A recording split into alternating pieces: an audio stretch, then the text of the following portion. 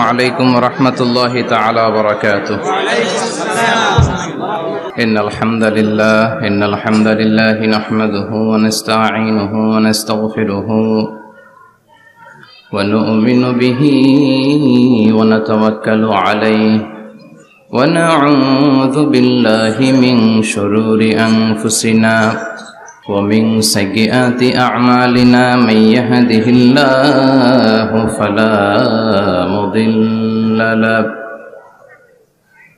ومن يضلل فلا هادي له فلن تجد له وليا مرشدا.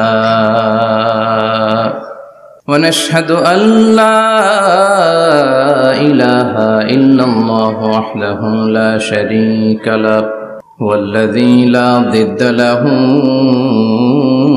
ولا ند له لا مثل له ولا مثيل له لا وزير له ولا كفيل له لا شبه له ولا شبيه له لا ولد له ولا والد له وهو الواحد الفرد الصمد لم يلد ولم يولد ولم يكن له كفوا أحد. ونشهد أن سيدنا ونبينا وحبيبنا وبشيرنا ونذيرنا وطبيبنا وطبيب أرواحنا وحبيب ربنا محمدا عبد الله ورسوله أرسله بالحق بشيرا ونذيرا وداعيا إلى الله بإذنه وسراجا منيرا. أما بعد فقد قال الله تعالى في كلامه المجيد وفي فرقانه الحميد. أعوذ بالله من الشيطان الرجيم. بسم الله الرحمن الرحيم. وما أرسلناك إلا رحمة للعالمين. إن الله وملائكته يصلون على النبي يا أيها الذين آمنوا صلوا عليه وسلموا تسليما. اللهم صل على محمد وعلى آل محمد كما صليت على إبراهيم وعلى آل إبراهيم إنك حميد مجيد.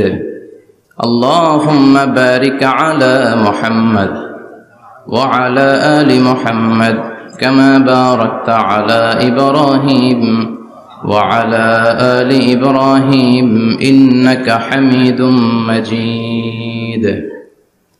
আপনারা সবাই কেমন আছেন? আলহামদুলিল্লাহ, আমিও ভালো আছি। আমাদেরকে ভালো রাখে কে? আমাদেরকে সুস্থ রাখে কে? আবার আমাদেরকে অসুস্থ বানিয়ে পরীক্ষা করে কে? এজন্য সব সময় প্রশংসা করতে হবে কার? সব জায়গায় আল্লাহর প্রশংসা করতে রাজি আছেন? সব সময় আল্লাহর প্রশংসা করতে রাজি আছেন? আওয়াজ করে বলেন, সকালবেলা প্রশংসা করবেন কার? বিকেল বেলা, রাত্রিবেলা, শীতকালে, গ্রীষ্মকালে, ভোট দেওয়ার সময়, ভোট চুরি করার সময়,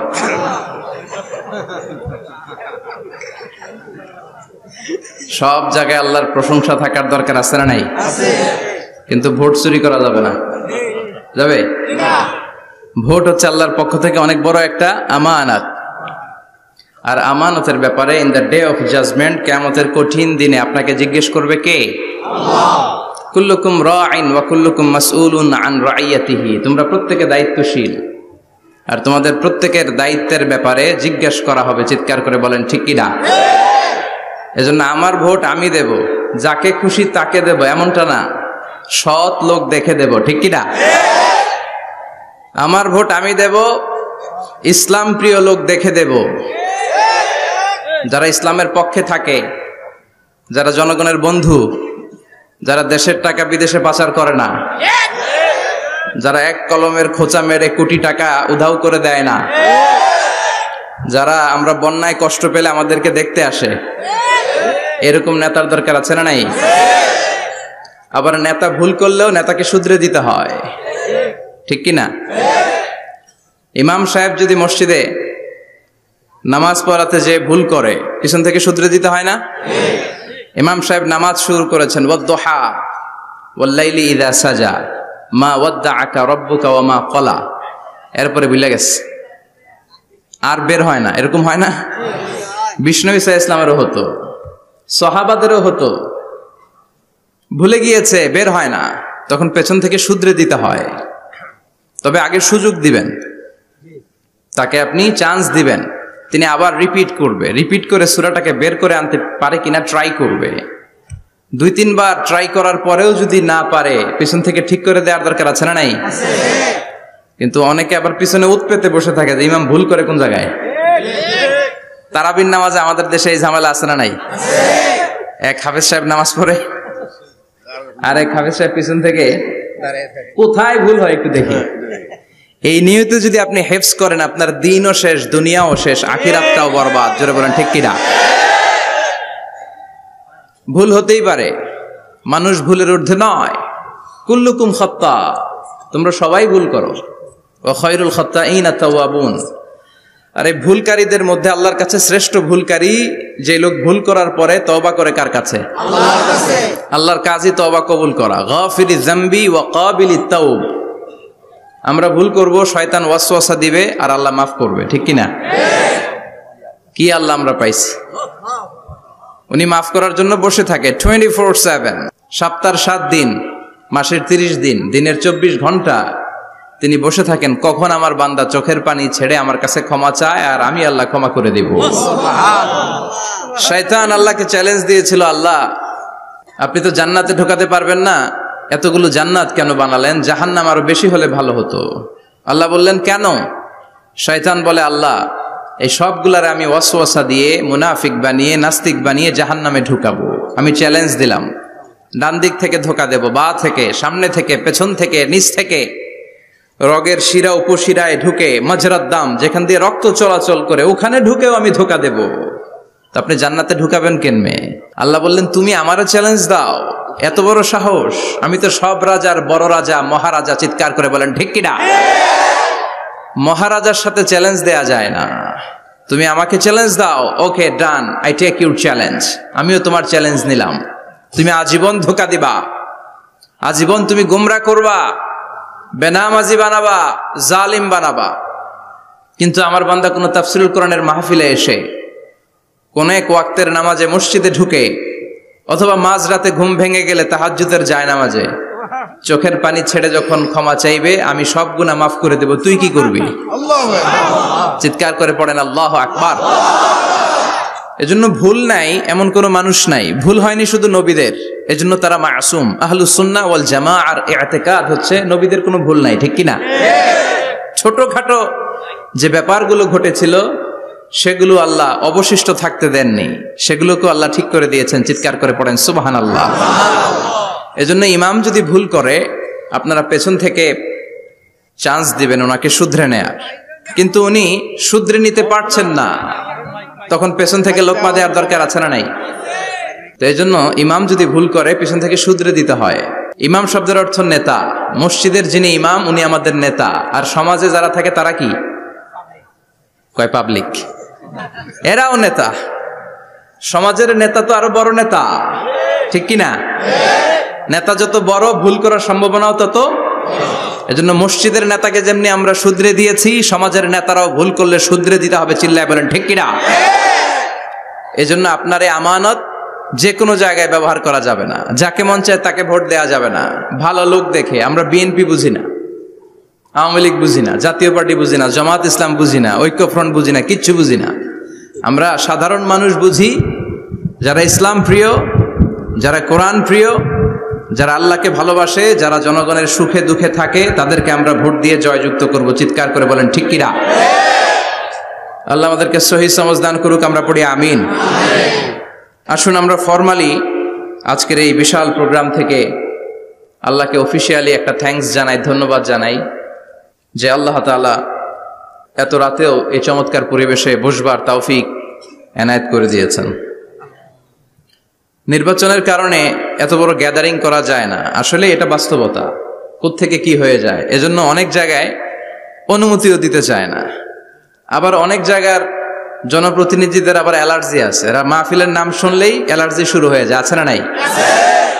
এই এলাকার জনপ্রতিনিধি খুব ভালো, ইসলাম প্রিয়, এত বড় গ্যাদারিং কিন্তু কোনো বাদ সাধে নেই, তার মানে এরা ইসলামের পক্ষে, ঠিক কিনা? যারাই ইসলামের পক্ষে তাদের জন্য আমাদের অন্তর থেকে দোয়া আছে না নাই? আর যারাই ইসলামের বিপক্ষে, whoever you are, I don't care, তুমি যেই হও না কেন, তুমি যদি ইসলামের বিপক্ষে যাও, তোমার জন্য আমার অন্তরে এক ফোঁটা দরদ নাই।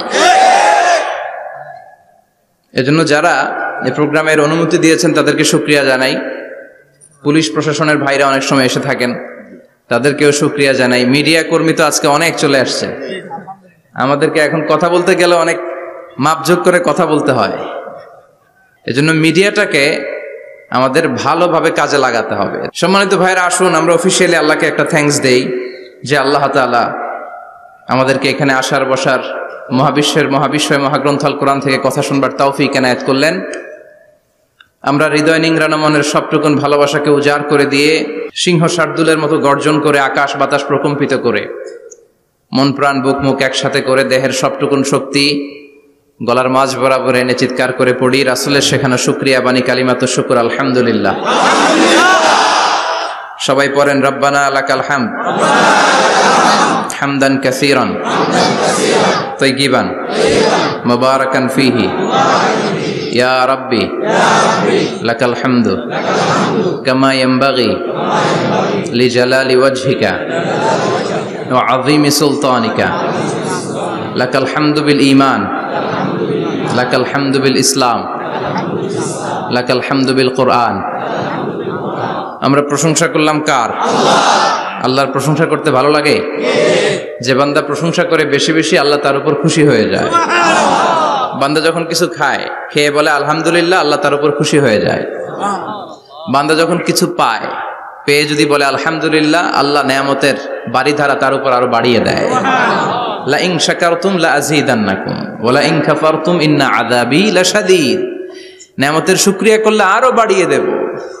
আমার খাজানা, আমার ধন ভান্ডার যে কত বিশাল, তোমাদের কোনো ধারণাই নাই। আল্লাহু আকবার। হাদিসে কুদসিতে আল্লাহ বলেন, ইয়া ইবাদি, হে গোলামেরা, লাউ আন্না আউওয়ালাকুম ওয়া আখিরাকুম ওয়া ইনসাকুম ওয়া জিন্নাকুম কামু আলা সাঈদিন ওয়াহিদ। পৃথিবীর সব মানুষগুলো, সাইয়েদনা আদম থেকে শুরু করে কিয়ামত পর্যন্ত যারা আসবে, সবাই যদি একটা বিশাল ময়দানের উপর দাঁড়িয়ে তাদের মনের যত চাহিদা আকুতি আছে সবকিছু আমার কাছে বলে, তারা যা চায় সবই যদি আমি দিয়ে দেই, প্রত্যেকের যত চাওয়া পাওয়া আছে সবও যদি আমি পূরণ করে দেই, আমার খাজিনা, আমার ধনভাণ্ডারের 1 ইঞ্চিও কমবে না। কত বড় ধনভাণ্ডারের তিনি মালিক। আল্লাহু আকবার। এজন্য বিপদে পড়লে চাইবো কার কাছে? বন্ধুর কাছে বিপদ শেয়ার করার আগে, ফেসবুকে শেয়ার দেওয়ার আগে শেয়ার দিব কার কাছে? কথা কি বুঝেন? প্রথমে শেয়ার চলবে কোথায়? আল্লাহর কাছে শেয়ার করব।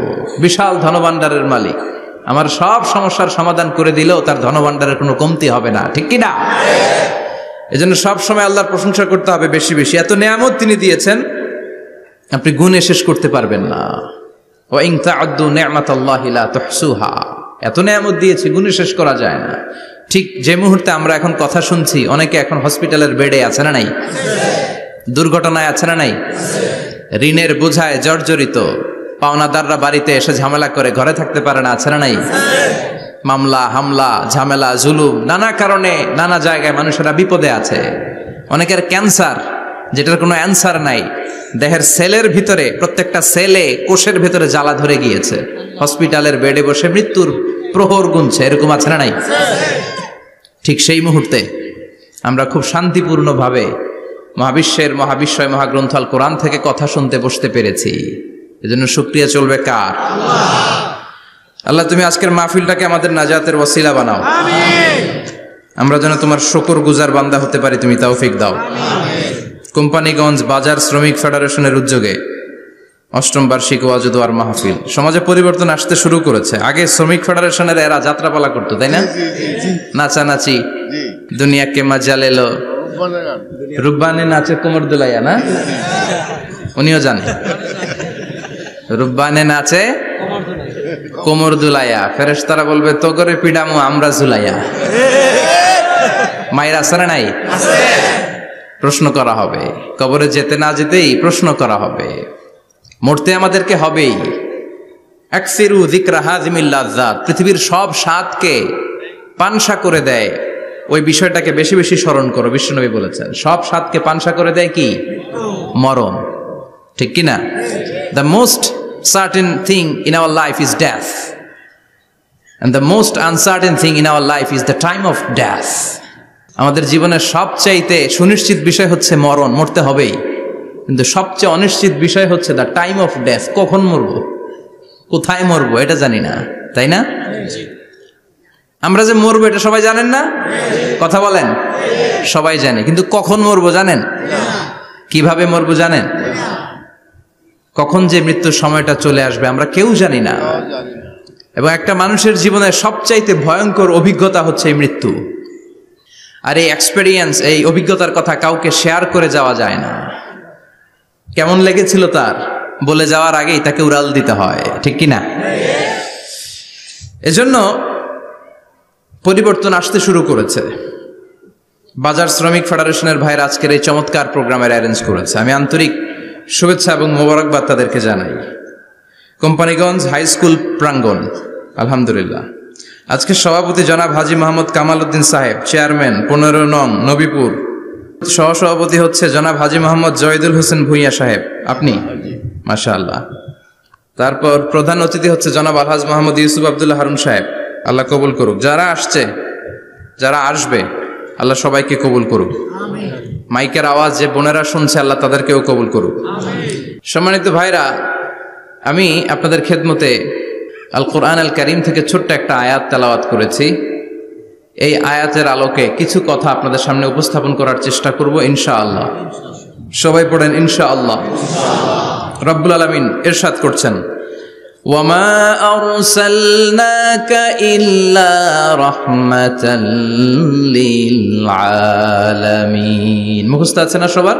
পড়েন, ওয়ামা আরসালনাকা ইল্লা রাহমাতাল লিল আলামিন। সূরাতুল আম্বিয়ার ছোট্ট একটা আয়াত, যে সূরাটা আল্লাহ তাআলা নবীদের জন্য ডেডিকেট করেছেন। এখানে আল্লাহ বলছেন, ওয়ামা আরসালনাকা illa rahmatan lil alamin, I have sent you as a mercy, as a rahmah, as a barakah, as a blessings for the whole world, for the entire world. ও নবী, আপনি গোটা বিশ্বের জন্য রহমত, শুধু মানব গোষ্ঠীর জন্য না, শুধু দানব গোষ্ঠীর জন্য না, জিনদের জন্য না, প্রাণীকুলদের জন্য না, শুধু ফেরেশতাদের জন্য না, গোটা বিশ্বের জন্য বিশ্বনবীকে রহমত বানিয়ে পাঠিয়েছে কে?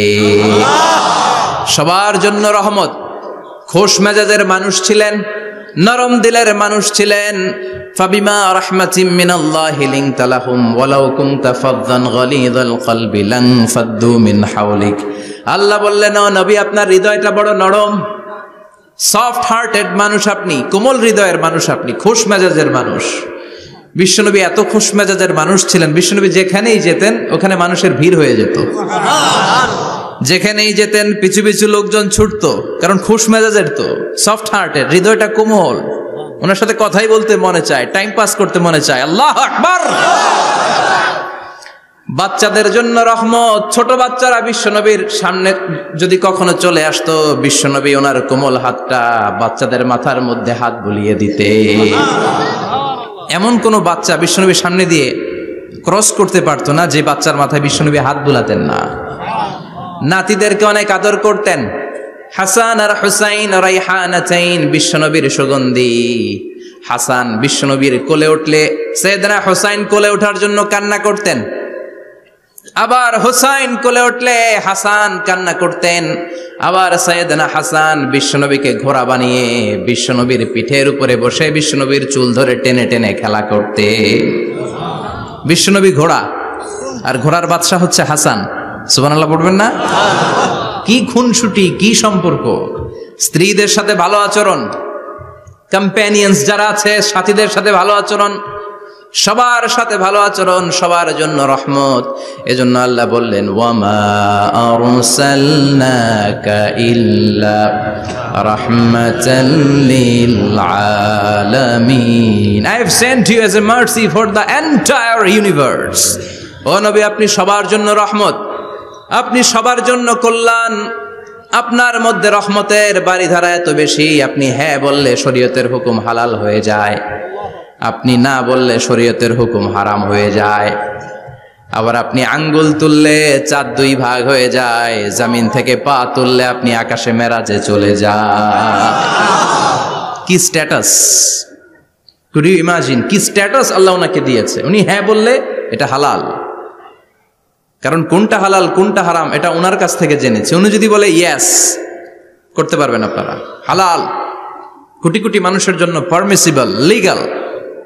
উনি যদি বলেন নো, আমাদের সবার জন্য এটা হারাম, কোটি কোটি মানুষ আর করতে পারবো না। আঙ্গুল তুলেছেন, চাঁদ দুই ভাগ হয়েছে, পা তুলেছেন, মেরাজে চলে গিয়েছে। আল্লাহু আকবার। তার মানে এমন নবী যে নবীর হা এবং না এগুলো শরীয়তের দলিল, ঠিক কিনা?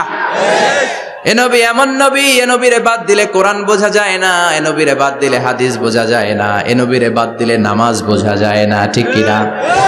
কারণ কেমন করে নামাজ পড়তে হবে এই নবী আমাদেরকে হাতে কলমে শিখিয়েছে। সল্লু কামা রাআইতুমুনি উসাল্লি, আমি যেমনি সালাত পড়ি তেমনি পড়ো। বিশ্বনবী যেমন শিখিয়েছেন তার বাইরে অন্য কোন নিয়মে সালাত পড়লে হবে নাকি? কথা বলেন।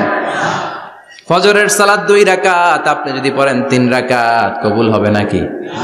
4 রাকাত পড়লে, 6 রাকাত, 12 রাকাত এরকম পড়লে মায়ের আসানা নাই, কবুল হবে না। অনেক বেশি পড়েছেন, সময়ও দিয়েছেন বেশি, কবুল হবে না। কেননা বিশ্বনবী যেভাবে শিখিয়েছে ওইভাবে পড়েন নাই তো, ঠিক কিনা? আবার বিশ্বনবী যেমন রোজা রেখেছেন তেমন রাখতে হবে। কেমন করে রোজা রাখতে হয় বিশ্বনবী শেখালেন। ফজর থেকে শুরু করে সন্ধ্যা পর্যন্ত রোজা রাখবেন। আপনি সকাল থেকে শুরু করে আসর পর্যন্ত রেখে আসরের পর ইফতারি করলে হবে নাকি? কথা বলেন। কারণ বিশ্বনবীর পদ্ধতিতে হয় নাই। আবার এই নবীকে বাদ দিলে হজ বোঝা যায় না, কেননা এই নবী কেমন করে হজ করতে হয় আমাদেরকে শিখিয়েছেন। বিশ্বনবী ওনার পুরো জীবনে 4টা উমরা করেছেন, একটা মাত্র হজ করেছেন। আর বলেছেন খুযু আন্নী মানাসিকাকুম, কেমন করে হজ করতে হয় আমার কাছ থেকে তোমরা শিখে নাও। হজের সিস্টেম কি আমার থেকে শিখে নাও। মাত্র একবার হজ করেছেন, তাতেই হজের সব আহকামগুলো আমাদের কাছে ক্রিস্টাল ক্লিয়ার, স্বচ্ছ কাচের মতো, স্ফটিক কাচের মতো, স্বচ্ছ পানির মতো এত সুন্দর তিনি বর্ণনা দিয়েছেন। এই বর্ণনার উপর ভিত্তি করে লক্ষ লক্ষ মানুষ গোটা বিশ্ব থেকে কাবার প্রান্তরে জমা হয়, ঠিক কিনা? মাসাবাতান লিন্নাসি ওয়া আমনা, গোটা বিশ্বের মানুষের মিলন কেন্দ্র। আপনি যখন মসজিদুল হারামে যাবেন, মসজিদে নববীতে যাবেন, দেখবেন আজান হয়ে গেলে লক্ষ লক্ষ মানুষ কাবার দিকে ছুটে, ঠিক কিনা? আজান হওয়ার সাথে সাথে সারে আল হিজরা দিয়ে, জারওয়াল দিয়ে, গাজ্জা দিয়ে, আজিয়াদ রোড দিয়ে পঙ্গপালের মতো মানুষগুলো কাবা কেন্দ্রিক হতে শুরু করে। কারণ কাবা হচ্ছে অ্যাসেম্বলি পয়েন্ট, গ্যাদারিং পয়েন্ট, এটা মিলন কেন্দ্র। এই কাবাকে কেন্দ্র করে প্রতিদিন লক্ষ লক্ষ মানুষের মিলন মেলা বসে। চিল্লায় বলেন ঠিক কিনা? কেমন করে হজ পালন করবেন বিশ্বনবী শেখালেন। কারণ বিশ্বনবীরে বাদ দিলে হজ বোঝা যায় না। তার মানে বুঝলাম উনি হ্যাঁ বললে হালাল, না বললে হারাম। উনারে বাদ তো কোরআন বাদ, উনি বাদ তো হাদিস বাদ। কথা বলেন। উনি বাদ তো নামাজ বাদ, উনি বাদ তো রোজা বাদ, উনি বাদ তো হজ বাদ। এজন্য উনারে বাদ দিলে কোরআন বোঝা যায় না, নামাজ বোঝা যায় না, উনারে বাদ দিলে হজ বোঝা যায় না। তাই উনার সাথে যারা বেয়াদবি করবে ওদেরকেও এমনি এমনি ছেড়ে দেয়া যায় না। বিশ্বনবীর সাথে যদি বেয়াদবি করে এটা অনেক বড় ধরনের বেয়াদবি, এটা রাষ্ট্রীয় আইন করে ওকে শাস্তি দিতে হবে, ঠিক কিনা? বিশ্বনবীর বিরুদ্ধে যদি ব্লগে কিছু লিখে, কেউ ব্লগ লিখে, বিশ্বনবীর পারিবারিক জীবন নিয়ে যদি কেউ কটু কথা বলে, বাজে মন্তব্য করে, বিশ্বনবীর ব্যাপারে যদি শাহবাগের চত্বর থেকে, প্রজন্ম চত্বর থেকে কোনো কথা বলে, ওই বেয়াদবগুলারে ফাঁসির রশিতে ঝুলানোর দরকার আছে না নাই? Very sensitive issue. বিশ্বনবীর সম্মান গোটা উম্মার সম্মান, কারণ বিশ্বনবী বাদ তো পুরো ইসলাম বাদ। এজন্য আমার নবীর বিরুদ্ধে কথা বললে ওর সাথে আমাদের কোনো কথা নাই, চিল্লায় বলেন ঠিক কিনা? এই সেনসিটিভ ইস্যুতে আমরা সবাই এক। এখানে জামাত ইসলাম নাই, হেফাজত ইসলাম নাই, তাবলীগ নাই, আলিয়া নাই, কওমি নাই। বিশ্বনবীর সাথে বেয়াদবি করলে ওগুলোকে রাষ্ট্রীয়ভাবে ফাঁসি দেওয়ার দরকার, শাস্তি দেওয়ার দরকার আছে না নাই? সবাই একমত? এই বেয়াদবগুলোর সাথে আমাদের কোনো সম্পর্ক নাই, চিল্লায় বলেন ঠিক কিনা? এই বেয়াদবগুলো যদি নবীর ব্যাপারে আর কিছু বলে সবাই মাঠে নামতে রাজি আছেন তো? এদের বিরুদ্ধে মুষ্টিবদ্ধ হাত নিয়ে ময়দানে থাকতে রাজি আছো তো মুসলমান? কারা কারা রাজি হাত তুলে আল্লাহর দেখা।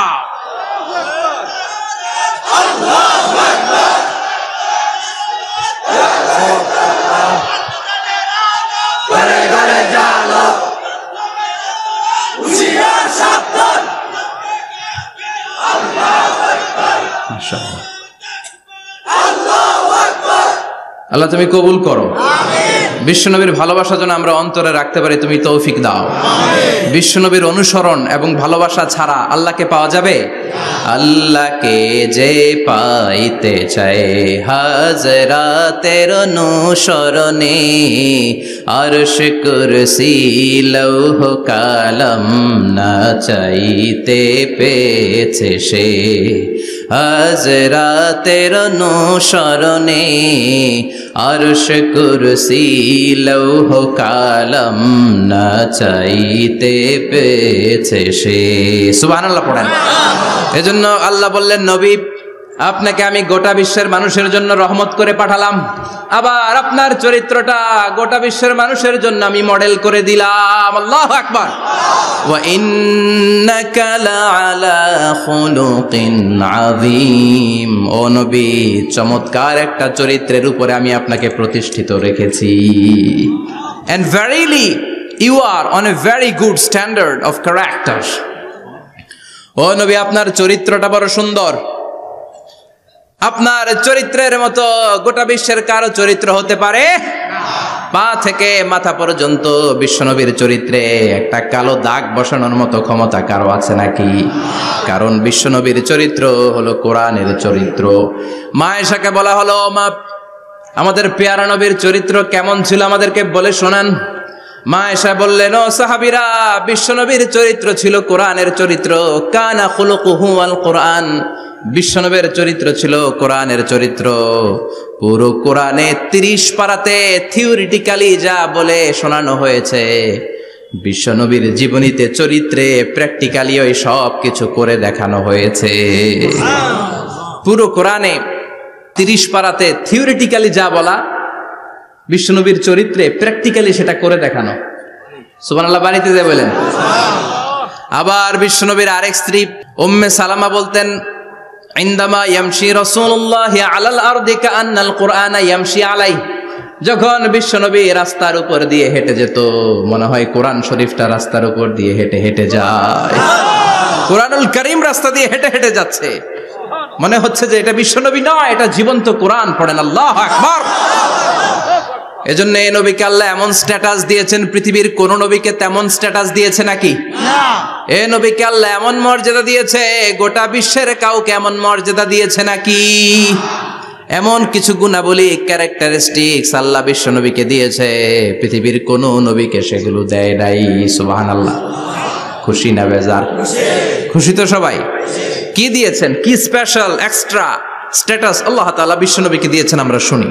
এক নাম্বার স্ট্যাটাস হলো সাহিবু শাক্কি সাদর, বিশ্ব নবীর সিনা চাক হয়েছে, পৃথিবীর কোন নবীর সেটা হয় নাই। সুবহানাল্লাহ। দুইবার হয়েছে এটা বিশ্ব নবীর জীবনে। হালিমাতু সাদিয়ার বাড়িতে যখন দুধ পান করতে গিয়েছিল তখন হয়েছিল, আবার মেরাজের রাতে হয়েছিল। উম্মে হানির ঘর থেকে চলে সাইয়েদনা জিব্রাইল বিশ্বনবীকে হাতিমে কাবায় শুইয়ে দিলেন, এরপর গলার নিচ থেকে শুরু করে নাভি পর্যন্ত বুকটা কেটে ফেললেন, বিশ্বনবীর হৃদয়টাকে বের করলেন, জামজামের পানি দিয়ে ধৌত করলেন, আবার পেটের ভেতরে হৃদয়টাকে ঢুকিয়ে দিলেন। দিস ইজ কল্ড শাক্কে সাদার। উর্দু ফার্সিতে বলে সিনা চাক, ইংরেজিতে বলে ওপেন হার্ট সার্জারি। সুবহানাল্লাহ পড়বেন না? আমাদের অনেকের ওপেন হার্ট সার্জারি হয় না, গলা থেকে নাভি পর্যন্ত কাটা, সেলাই করে দিলে আবার বাঁচে। এটা বিশ্বনবীর সিনা চাক থেকে আবিষ্কার হয়েছে। পড়েন আল্লাহু আকবার। যে সমস্ত সাহাবারা বিশ্বনবীকে খালি গায়ে দেখেছে, উদম গায়ে দেখেছে, তারা বর্ণনা করেছে দুইটা কাপড় মাঝখান দিয়ে সেলাই করলে যেমনি দাগ দেখা যায়, আমরা বিশ্বনবীর গলা থেকে নাভি পর্যন্ত এরকম সেলাইয়ের দাগ দেখতে পেয়েছি। শাক্কুস সাদর, special status of the last Messenger Muhammad সাল্লাল্লাহু আলাইহি ওয়াসাল্লাম। আর কোন নবীকে আল্লাহ এটা দেয় নাই। খুশি না বেজার? আবার উনি হলেন সাহিবুল মেরাজ। উনার মেরাজ হয়েছে, আর কোন নবীর হয়েছে নাকি? কথা বলেন। বিশ্বনবীর হৃদয়টা বড় ভাঙা, কলিজার টুকরা স্ত্রী খাদিজা নাই, যাকে সবচেয়ে ভালোবাসতেন, সবচেয়ে প্যার করতেন, যাকে মাহাব্বাত করতেন। এবং সাইয়েদাতুনা খাদিজার জন্য বিশ্বনবী মা আয়েশাকে ধমকও দিয়েছেন। সাইয়েদাতুনা খাদিজার কথা যখন বিশ্বনবী বলে বেড়ায় মা আয়েশার কাছে, খাদিজার কথা বললে মা আয়েশা বলতেন, ও নবী, কোন জাহিলি যুগে এক বুড়ি মহিলার সাথে আপনার বিয়ে হয়েছিল, মরে গিয়েছে, কবরে শুয়ে আছে। ওই মহিলার পরে কত সুন্দরী সুন্দরী নারীরা আমরা আপনার ঘরে আসলাম, তারপরে ওই বুড়ির কথা আমাদেরকে বলেন কেন, ওই বুড়ির কথা শোনান কেন? বিশ্বনবী রেগে গেলেন। সাইয়েদাতুনা খাদিজাকে বুড়ি বলার কারণে বিশ্বনবী মা আয়েশার চোয়ালটা এইভাবে চেপে ধরেছে। কোনদিন স্ত্রীর গায়ে হাত তোলেননি, শুধু এই একবার খাদিজাকে বুড়ি বলার কারণে মা আয়েশার থুতনি চেপে ধরেছিলেন। আল্লাহু আকবার। আবার বিশ্বনবী বলতেন, রুজিকতু হুব্বাহা, খাদিজার ভালোবাসা আল্লাহ আমার হৃদয়ে ঢুকিয়ে দিয়েছে। আবার বিশ্বনবী দোয়া করলে বলতেন, ও আল্লাহ, ওই কিয়ামতের ময়দানে যেদিন বন্ধু বন্ধুরে চিনবে না, বাবা ছেলেরে চিনবে না, মা তার মেয়েরে চিনবে না, পীর সাহেব মুরিদরে চিনবে না, মুরিদ পীর সাহেবরে চিনবে না, ওই কঠিন দিনে যেন আমি আমার কলিজার টুকরা খাদিজারে ভুলে না যাই। ওই কঠিন দিনে আমি যেন আমার খাদিজারে চিনতে পারি। সুবহানাল্লাহ। তার মানে ভালোবাসা বেশি না কম? সাইয়েদাতুনা খাদিজা ইন্তেকাল করলেন, জাবালে হাজুনের পাশে ওনার কবর। যারা হজ উমরা করতে গিয়েছেন দেখেছেন না, মক্কা একটা কবর আছে, এটা মাকবারাতুল মাআলা। মাআলা, কিন্তু এটারে বাংলাদেশিরা বলে জান্নাতুল মুআল্লা। কি বলে? এটারে জান্নাতুল মুআল্লা বলবেন না, কারণ এই কবরস্থানে অনেক কাফির মুশরিকেরও কবর আছে, তো ওদের কবরস্থান কি জান্নাত হইতে পারে? এটাকে মাকবারা বলবেন। মাকবারা মাআলা বা মুআল্লা, আর মদিনায় হচ্ছে মাকবারাতুল বাকিয়া। মুআল্লা কবরস্থান মক্কায়, আর বাকি কবরস্থান মদিনায়। এর পাশে বিশাল এক পাহাড়, হেরেম শরীফ থেকে দেখা যায় জাবালে হাজুন, এর পাদদেশে বিশ্বনবী নিজ হাতে সাইয়েদাতুনা খাদিজাকে কবর দিয়েছেন। কবর দিয়ে সবাই চলে যায়, বিশ্বনবী যায় না। দাঁড়িয়ে দাঁড়িয়ে কাঁদতে লাগলেন। সাইয়েদনা আবু বকর বলে, নবী চলেন ঘরে ফিরে যাই। বিশ্বনবী বললেন, তুমি যাও, আমি যাব না। যেই মহিলাটাকে এইমাত্র কবর দিলাম সাধারণ মহিলা না, আমার বিপদের দিনের সঙ্গিনী খাদিজা। আজীবন আমাকে ছাতার মতো শেল্টার দিয়েছে, সমস্ত সম্পদ আমার পায়ের সামনে বিছিয়ে দিয়েছে রে আবু বকর। কি প্যার করতেন বিশ্বনবীকে। সাইয়েদাতুনা খাদিজা ইন্তেকাল করলেন, চাচা আবু তালেব ইন্তেকাল করলো। দাওয়াত দেওয়ার জন্য বিশ্বনবী ওই তায়েফের ময়দানে গেলেন। তায়েফের ছেলেরাও পাথর মেরে বিশ্বনবীর দেহটারে ঝাঁঝরা করে দিল। বলেন ঠিক কিনা? খেয়ে না খেয়ে দিন প্রচারের কাজে নিজেকে দিয়েছ বিলিয়ে, তায়েফের কাফিরেরা চিনল না সে আলো, দুষ্ট ছেলেদের পিছু দিল লেলিয়ে। পাথরের আঘাতে ক্ষত বিক্ষত হয়ে সারা শরীর থেকে রক্ত ঝরে। হে রাসূল তোমাকে ভুলি আমি কেমন করে, হে রাসূল তোমাকে ভুলি আমি কেমন করে। ঠিক কি না? খাদিজা নাই, আবু তালেব নাই, তায়েফে যে মার খেয়ে আসলেন, অন্তরটা একেবারে ভাঙা, আর মন বসে না, কিচ্ছু ভাল লাগে না। বিশ্বনবীর মনের ভেতরে হাহাকার। বিশ্বনবীর মনে হলো ডানে বায়ে দুনিয়ায় আমার মনে হয় কেউ নাই। বিশ্বনবী দুনিয়ায় বসে কষ্ট পায়, আরশের উপর থেকে এগুলো দেখে কে? আল্লাহ প্ল্যান করছেন কেমন করে আমার বন্ধুর মনটারে ভালো করা যায়। বিশ্বনবীকে স্পেশাল সারপ্রাইজ দেওয়ার জন্য আল্লাহ প্ল্যান করলেন। জিব্রাইল ডেকে বললেন, ও জিব্রাইল, আমার পেয়ারা নবীকে স্পেশাল সারপ্রাইজ দিব, কিন্তু এই সারপ্রাইজের গিফটটা তোমার হাত দিয়ে আমি দিতে চাই না, তুমি দিয়ে আসলে হবে না। আমার পেয়ারা নবীকে দুনিয়া থেকে টান দিয়ে আমার আরশের উপরে নিয়ে আসো। সাহিবুল মেরাজ, যেই নবীর মেরাজ হয়েছে আর কোন নবীর হয় নাই। এই মেরাজ করতে যে কত কাণ্ড, কত প্ল্যান প্রোগ্রাম আল্লাহর। টাইমের স্পিডকে আল্লাহ থামিয়ে দিলেন। মক্কা থেকে উঠিয়ে বিশ্বনবীকে এক মরুভূমিতে রাখা হলো রাতে। বললেন দোয়া করেন। দোয়া করে বিশ্বনবী বললেন, ভাই জিবরাইল, এটা কোন জায়গা, কোথায় দোয়া করব? সাইয়েদনা জিবরাইল বলেন, নবী, কিছুদিন পরে এই জায়গায় আপনি হিজরত করে আসবেন, এই জায়গার নাম ইয়াসরিব, মদিনা। দোয়া করলেন। আবার সেখান থেকে তুলে এক পাহাড়ে রাখা হলো, নবী দোয়া করেন। দোয়া করে নবী বললেন, এটা কোন পাহাড়? অন্ধকার, আমি তো কিছু চিনি না। সাইয়েদনা জিবরাইল বললেন, নবী, এটা সাধারণ পাহাড় নয়, এই পাহাড়ের কথা আল্লাহ কোরআনে বলেছেন, এই পাহাড়ের কসম আল্লাহ কোরআনে খেয়েছেন। এই পাহাড়টা হলো আপনার ভাই মুসার পাহাড়, তুর পাহাড়। তুর পাহাড়ে তিনি দোয়া করলেন। কত কিছু করে বিশ্বনবীকে আল্লাহর আরশে নিয়ে যাওয়া হলো। সাহিবুল মেরাজ। বিশ্বনবী ছাড়া আর কোন নবীর কি এরকম মেরাজ হয়েছে? সবাই বলেন হয়েছে। এরপর উনি হলেন সাহিবুস শাফা, শাফাতের মালিক। বিশ্বনবী ছাড়া কিয়ামতের ময়দানে কেউ আমাদের জন্য সুপারিশ করতে পারবে না। পাগল হয়ে যাব আমরা। সূর্যটা মাথার কাছে, ক্ষুধায় তৃষ্ণায় জিহ্বাটা কুকুরের মতো বের হয়ে ঝুলতে থাকবে।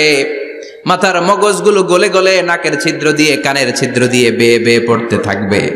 বাবা ছেলের দেখলে দিবে দৌড়, বলবে চিনি না, ইয়া নাফসি, আল্লাহ আমারে বাঁচাও। ঠিক কিনা? পীর সাহেব মুরিদ রে বলবে চিনি না, মুরিদ পীর সাহেব রে বলবে চিনি না, ভাই ভাই রে চিনবে না। সব নবী আর সব উম্মতের একটাই জিকির, ইয়া নাফসি, ইয়া নাফসি। নবীও জিকির করে ইয়া নাফসি, উম্মতও জিকির করে। সবাই সাইয়েদনা আদম রে ধরবে, সাইয়েদনা আদম বলবে আমি পারবো না। নূহের কাছে যাও, সাইয়েদনা নূহ বলবে পারবো না। ইব্রাহিমের কাছে যাও, সাইয়েদনা ইব্রাহিম বলবে পারবো না। মুসা আলাইহিস সালামের কাছে যাও, মুসা আলাইহিস সালাম বলবেন পারবো না। ঈসা আলাইহিস সালামের কাছে যাও, সাইয়েদনা ঈসা আলাইহিস সালাম বলে এত জায়গায় ঘুরে লাভ নাই, জায়গা মতো যাও মিয়া, জায়গা মতো যাও। মাকামে মাহমুদে বিশ্বনবীকে সেজদায় পড়ে থাকতে দেখবা। ওই নবী ছাড়া আজকের এই ভয়ঙ্কর আমাদের সবার বিপদের দিন। এই বিপদের দিনে আল্লাহর সামনে দাঁড়িয়ে কথা বলার মতো সাহস আজকে কারো নাই। বিশ্বনবী কাঁদতে থাকবেন, সেজদায় পড়ে কাঁদবেন। সবার জিকির ইয়া নাফসি, ইয়া নাফসি। বিশ্বনবীর জিকির ইয়া উম্মতি। কাঁদতে কাঁদতে নবী আমার বেহুশ। সবাই বিশ্বনবীর চারদিকে দাঁড়িয়ে থাকবে গোল হয়ে। আমার নবী মাকামে মাহমুদে সেজদায় পড়ে থাকবে। বিশ্বনবীর কান্না দেখে আল্লাহর সহ্য হবে না। আল্লাহ বলবে, না নবী, ইরফা রাসাক, মাথা উঠান, আর সইতে পারি না। সাল তুতা, এবার চান, কি লাগবে আপনার, সব দেব। ওয়াশফা তুশাফা, যার জন্য সুপারিশ করবেন তাকেই জান্নাত দিয়ে দেব। বিশ্বনবী বলেন, লিকুল্লি নবিয়্যিন দাওয়া মুস্তাজাবা। সব নবীর দুনিয়াতে একটা স্পেশাল দোয়া ছিল, এটাকে বলে দাওয়া মুস্তাজাবা। এই দোয়াটা করলেই কবুল করে নিয়েছে কে? আল্লাহ। সব নবীর ওই দোয়াটা দুনিয়াতেই করেছেন, শুধুমাত্র কেবলমাত্র বিশ্বনবী তার স্পেশাল দোয়াটা আজ পর্যন্ত, এখন পর্যন্ত করে নাই। বিশ্বনবী বলেন, ওয়া ইন্নী আখতাবিউ দাওয়াতি শাফাআতান লি উম্মতি ইয়াউমাল কিয়ামাহ। আমি আমার দোয়াটা, আমি আমার স্পেশাল সাপ্লিকেশনটা কিয়ামতের দিন কঠিন মুসিবতের কালে তোমরা যখন বিপদে পড়ে যাবা, আমার স্পেশাল দোয়াটা ওই দিন করে আমি তোমাদের সুপারিশ করে জান্নাতে পাঠায়া দেব। সাহিবুশ শাফাআহ, বিশ্বনবী ছাড়া কথা বলার মতো ক্ষমতা, স্পর্ধা, সাহস সেদিন কারো থাকবে না। চিৎকার করে বলেন ঠিক কিনা? আবার উনি সাহিবুল কাউসার, উনি কাউসারের মালিক। আল্লাহ ওনাকে কাউসার দিবেন। অন্য নবীদেরও দিছে না? কথা বলেন, কাউসার দিয়েছে? কি মজার পানি, আহলা মিনাল আসাল, মধুর চাইতেও মিষ্টি, সুইটার দেন হানি, মধুর চাইতেও মিষ্টি, আব্রাদু মিনাস সালজ, বরফের চাইতেও ঠান্ডা, আবিয়াদু মিনাল লাবান, দুধের চাইতেও সাদা। এক ঢোক যে পান করবে আজীবনের জন্য তৃষ্ণা চলে যাবে। সাহিবুল কাউসার। তৃষ্ণার চোটে আমরা পাগল পারা হয়ে বিশ্বনবীর কাউসারের দরবারে যাব। বিশ্বনবী পেয়ালার মধ্যে করে করে আমাদেরকে কাউসার পিলাবেন। এই কাউসারের ক্ষমতাও রব্বুল আলামিন পৃথিবীর কোন নবীকে দেন নাই। সব নবীরাও বিশ্বনবীর কাছে চেয়ে চেয়ে কাউসার সেদিন খাবে। সুবহানাল্লাহ পড়বেন না? সাহিবুল কাউসার, সাহিবুল মিরাজ, সাহিবুশ শাফাআহ, সাহিবুল মাকাম আল মাহমুদ। আজানের পরে দোয়াতে বলি না, আতি মুহাম্মাদিনিল ওয়াসিলাতা ওয়াল ফাদিলা ওয়া বা'আথ মাকামান মাহমুদা। ও আল্লাহ, আমার নবীর আপনি মাকামে মাহমুদ দেন। মুফাসসিরিন ইকরাম, মুহাদ্দিসিন ইকরাম এই মাকামে মাহমুদ কি এটার ব্যাখ্যা করতে যে হয়রান হয়েছেন। কেউ বলেছেন কিয়ামতের ময়দানে বিশাল একটা সিংহাসন, কেউ বলেছে জান্নাতের মধ্যে একটা সিংহাসন, কেউ বলেছে না না, আমার আল্লাহর আরশের পাশে স্পেশাল একটা জায়গা আছে, ওই জায়গাটার নাম হলো মাকামে মাহমুদ। ওখানে বিশ্বনবী বসবেন। এই নবীর সাথে কারো স্ট্যাটাসের কোনো তুলনা চলে? কথা বলতে হবে। এই নবীরে গালি দিলে কলিজায় আগুন লাগে না? এই নবীর বিরুদ্ধে কথা বললে মুসলমান সইতে পারে? এমন স্ট্যাটাস হলো আল্লাহ বানালেন, এত মর্যাদা আল্লাহ দিলেন, এত সম্মান দিলেন, গোটা বিশ্বের কোন নবীরে দেয় নাই। আবার বিশ্বনবী বলতেন, নুসিরতু বির-রু'বি মাসিরাতা শাহর, আমাকে আল্লাহ ভয় দিয়ে সাহায্য করেছেন। আমি যেই জায়গায় দাঁড়িয়ে থাকি, আমার ডানে বায়ে সামনে পেছনে 1 মাসের জায়গা পর্যন্ত কোনো কাফির আমার সামনে আসতে পারে না ভয়ে। 1 মাসের জায়গা পর্যন্ত কোনো কাফির যদি দাঁড়ায় থাকে, বিশ্বনবীর জন্য ভয়ে তার কলিজায় ধুকধুকানি শুরু হয়ে যায়। ধরেন আমি ওনারে ভয় পাই, কাছে আসলেই না ভয়, দূরে গেলে তো আমি পালোয়ান, ঠিক কিনা? উনি আছে কোম্পানিগঞ্জ বাজারের ওইদিকে, আমি এদিকে, আমি পালোয়ান, স্বাস্থ্যের সমস্যা নাই, ঠিক কিনা? কারণ কাছে নাই। কিন্তু বিশ্বনবী এমন পাওয়ারফুল ছিলেন, কাছে আর দূরে কোনো কথা না, ডানে বায়ে সামনে পেছনে 1 মাসের দূরত্ব। এই লোকেশনের মধ্যে যদি কোনো কাফির মুশরিকের আন্ডা বাচ্চা থেকে থাকে, বিশ্বনবীর ব্যাপারে ভয় তাদের অন্তরের মধ্যে ঢুকিয়ে দেয় কে? এজন্য বিশ্বনবীর সাথে কারো মর্যাদার কোনো তুলনা চলে না। বিশ্বনবী আমাদের মডেল। আমাদের মডেল কে? কথা বলেন, সবাই বলেন বিশ্বনবী। আপনাদের মনোযোগ আছে না গেছে? জিমাই পড়তেছেন মনে হয়। এটা কিন্তু ক্লাস। আমি সবসময় বলি আমার আলোচনা ক্লাসের মতো মনে করবেন, because I consider all the sitting person in front of me, beside me as a student. আমি যখন কথা বলি সবাইকে আমি স্টুডেন্ট ভাবি, আমাকে শিক্ষক ভাবি। আমার আগে যিনি কথা বলেছেন তখন উনি ছিলেন আমাদের শিক্ষক, আমার পরে কেউ বললে উনি শিক্ষক, আমরা ছাত্র, ঠিক কি না?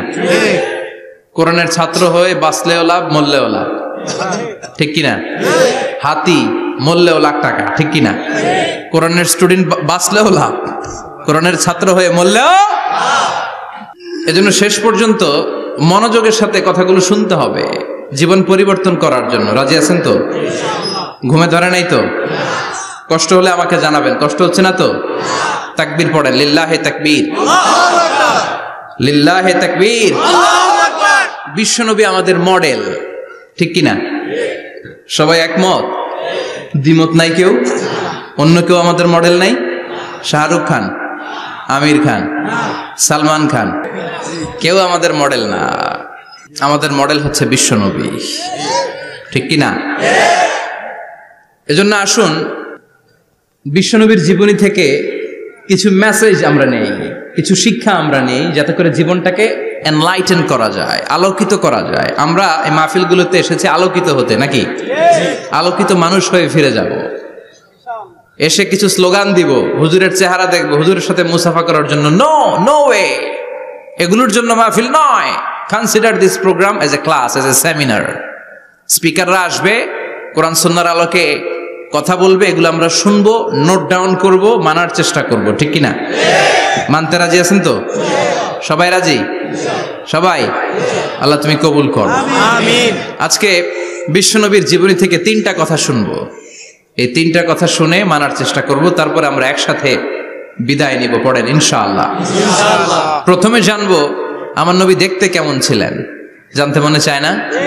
চাঁদের চেয়ে সুন্দর ছিলেন, ঠিক কিনা?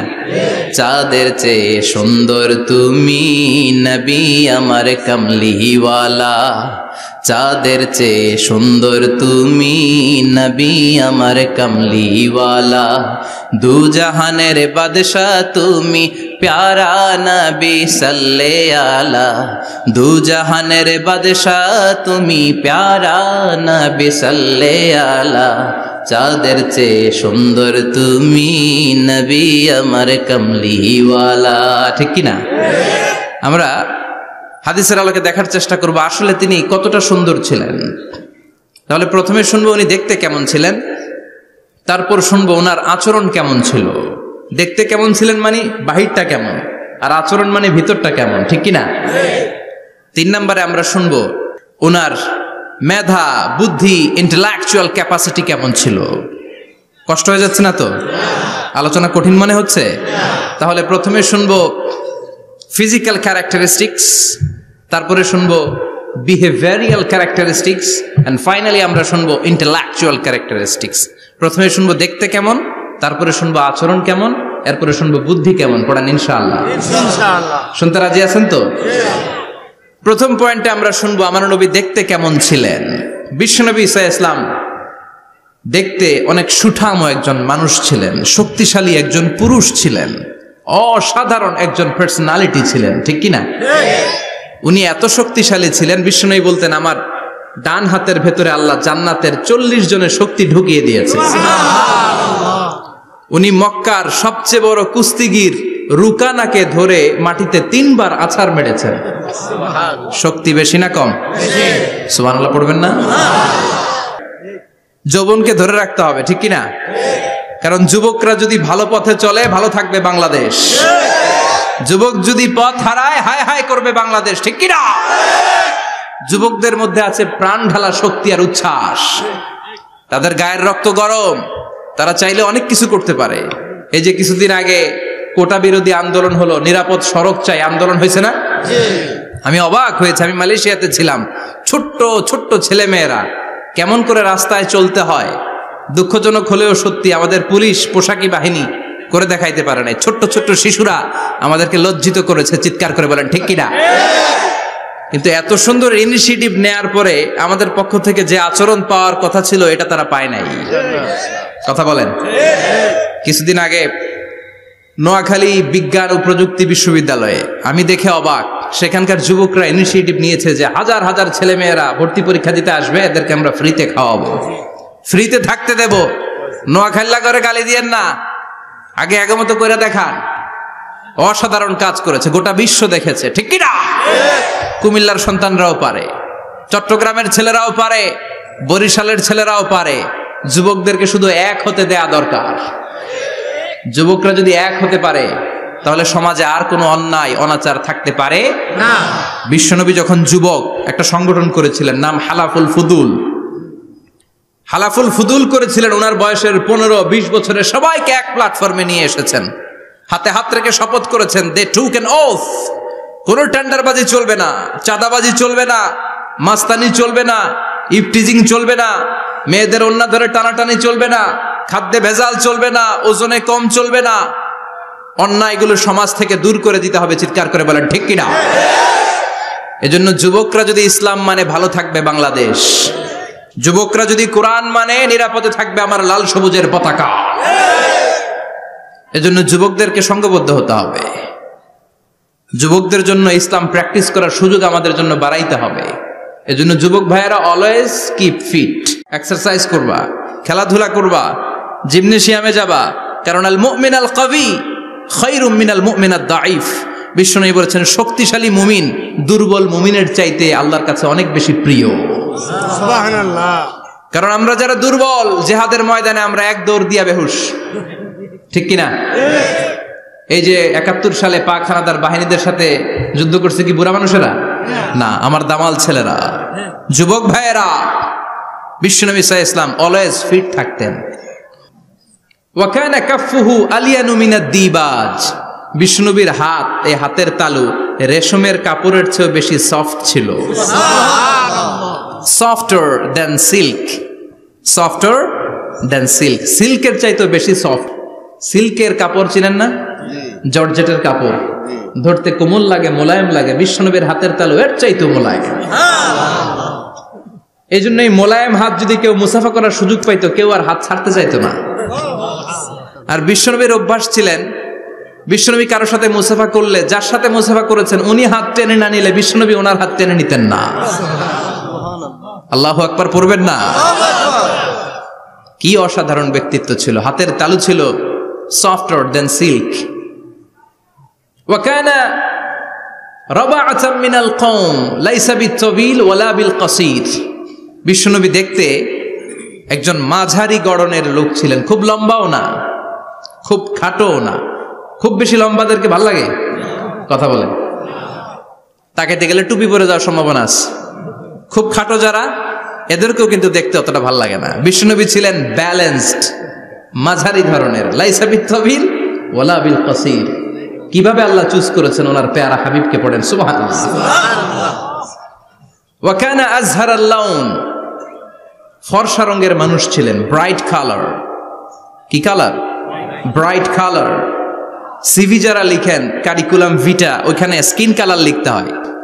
আপনি কি ফর্সা না কালো? কালো হলে ব্ল্যাক কালার, ফর্সা হলে ব্রাইট কালার। বিশ্বনবী ছিল ব্রাইট কালার, ফর্সা রঙের মানুষ। কতটা সুন্দর ছিলেন! অনেকে বলে সাইয়েদনা ইউসুফ আলাইহিস সালাম বেশি সুন্দর। না না, বিশ্বনবী সাইয়েদনা ইউসুফ আলাইহিস সালামের চেয়ে অনেক গুণ বেশি সুন্দর ছিলেন। বিশ্বনবী বলতেন আনা মালিহুন ওয়া আখি ইউসুফু সাবিহুন। আমি বিশ্বনবী মালিহ। আলেম যারা আছেন উত্তর দেন আরবিতে। মিলহুন মানে কি? লবণ। তার মানে মালিহ মানে লাবণ্যময়। বিশ্বনবী লাবণ্যময় সুন্দর ছিলেন, আর ইউসুফ আলাইহিস সালাম সাদা সুন্দর ছিলেন। এদিকে লাবণ্যময়, এদিকে সাদা, কোনটা ভাল লাগবে? কথা কন। তার মানে বিশ্বনবীর গায়ের স্কিন ছিল ব্রাইট কালার, ফর্সা রঙের মানুষ ছিলেন, মাঝারি সাইজের মানুষ ছিলেন, সিক্স প্যাকের মানুষ ছিলেন। ওয়া কুবিদা ওয়া লাইসা ফি রাসিহি ওয়া লিহিয়াতিহি 20 শাআরা বাইদা। ইন্তেকালের আগে দাড়ি আর চুল মিলে 20টা দাড়ি চুলের বেশি পাকে নাই। সুবহানাল্লাহ পড়বেন না? দাড়ি আর চুল মিলে মোট পাকছিল কয়টা? অনেকে বলে হুজুর স্বপ্নের ব্যাখ্যা দেন। কি স্বপ্ন দেখেছেন? তিনি বললেন আমি স্বপ্নে দেখেছি একজন লোক আল্লাহ রাসূলের কবর থেকে উঠে এসেছে। তাই নাকি? উনি জানতে চাচ্ছে যে এটা আল্লাহ রাসূল কিনা। আমি বললাম চেহারা কেমন দেখেছেন? বলে হুজুর আমি দেখলাম ধবধবে সাদা দাড়ি, ধবধবে সাদা চুল। তার মানে উনি কি আল্লাহ রাসূলকে দেখেছে? না, আল্লাহ রাসূলের ধবধবে সাদা চুল ছিল না, ধবধবে সাদা দাড়ি ছিল না। ইন্তেকালের আগে দাড়ি আর চুল মিলে পাকছিল কয়টা? কোম্পানিগঞ্জের ভাইয়েরা মনে থাকবে? দাড়ি আর চুল মিলে পেকেছিল কয়টা? কেমন করে পাকবে? উনি তো জাইতুনের তেল মালিশ করতেন। সুবহানাল্লাহ। এজন্য আল্লাহ কসম করে বললেন ওয়াত্তিনি ওয়াজ-জাইতুনি ওয়া তুরি সিনিনা ওয়া হাদাল বালাদিল আমিন। তিন ফলের কসম, জাইতুনের কসম। এই তিন জাইতুন যারা খাবে তাদের দাড়ি চুল সহজে পাকবে না। জাইতুন চিনেন? Olive oil. জলপাই আছে না? আরব দেশের জলপাইকে বলে জাইতুন। তামবুতু বিদ্দিহিনি ওয়া সিবগিল লিল আকিলিন। এটার অনেক কাজ। এটা খাওয়া যায়, মালিশ করা যায়, আবার এই জাইতুনের ডাল ভেঙে মেসওয়াকও করা যায়। বলেন ঠিক কিনা? বিশ্বনবী বলতেন নি'মা সিওয়াকিয়া জাইতুন। জাইতুনের ডালের মেসওয়াক কতই না চমৎকার মেসওয়াক। ফাইন্নাহা সিওয়াকি ওয়া সিওয়াকুল আমবিয়া মিন ক্বাবলি। কেননা জাইতুনের ডাল আমার মেসওয়াক, আর আমার আগে যত নবী দুনিয়া এসেছে সব নবীরা জাইতুনের ডাল দিয়ে মেসওয়াক করেছে। এই জাইতুনের তেল আপনারা বাজারে পাবেন, অলিভ অয়েল বলে জিজ্ঞেস করলে দিয়ে দিবে। কি অয়েল? এটা দাড়িতে মাখলে দাড়ি পাকে না, দেরিতে পাকে। চামড়ায় লাগালে ম্যাসেজ করলে চামড়ার ভাঁজগুলো পড়বে না, আপনার স্কিন সুন্দর থাকবে। বিশ্বনবী এটা মাখতেন, এজন্য দাড়ি আর চুল তেমন একটা পাকে নাই। আওয়াজ করে পড়তে হবে আল্লাহু আকবার। তুলুশ শাআর ইলা শাহমাতাইল উযুন।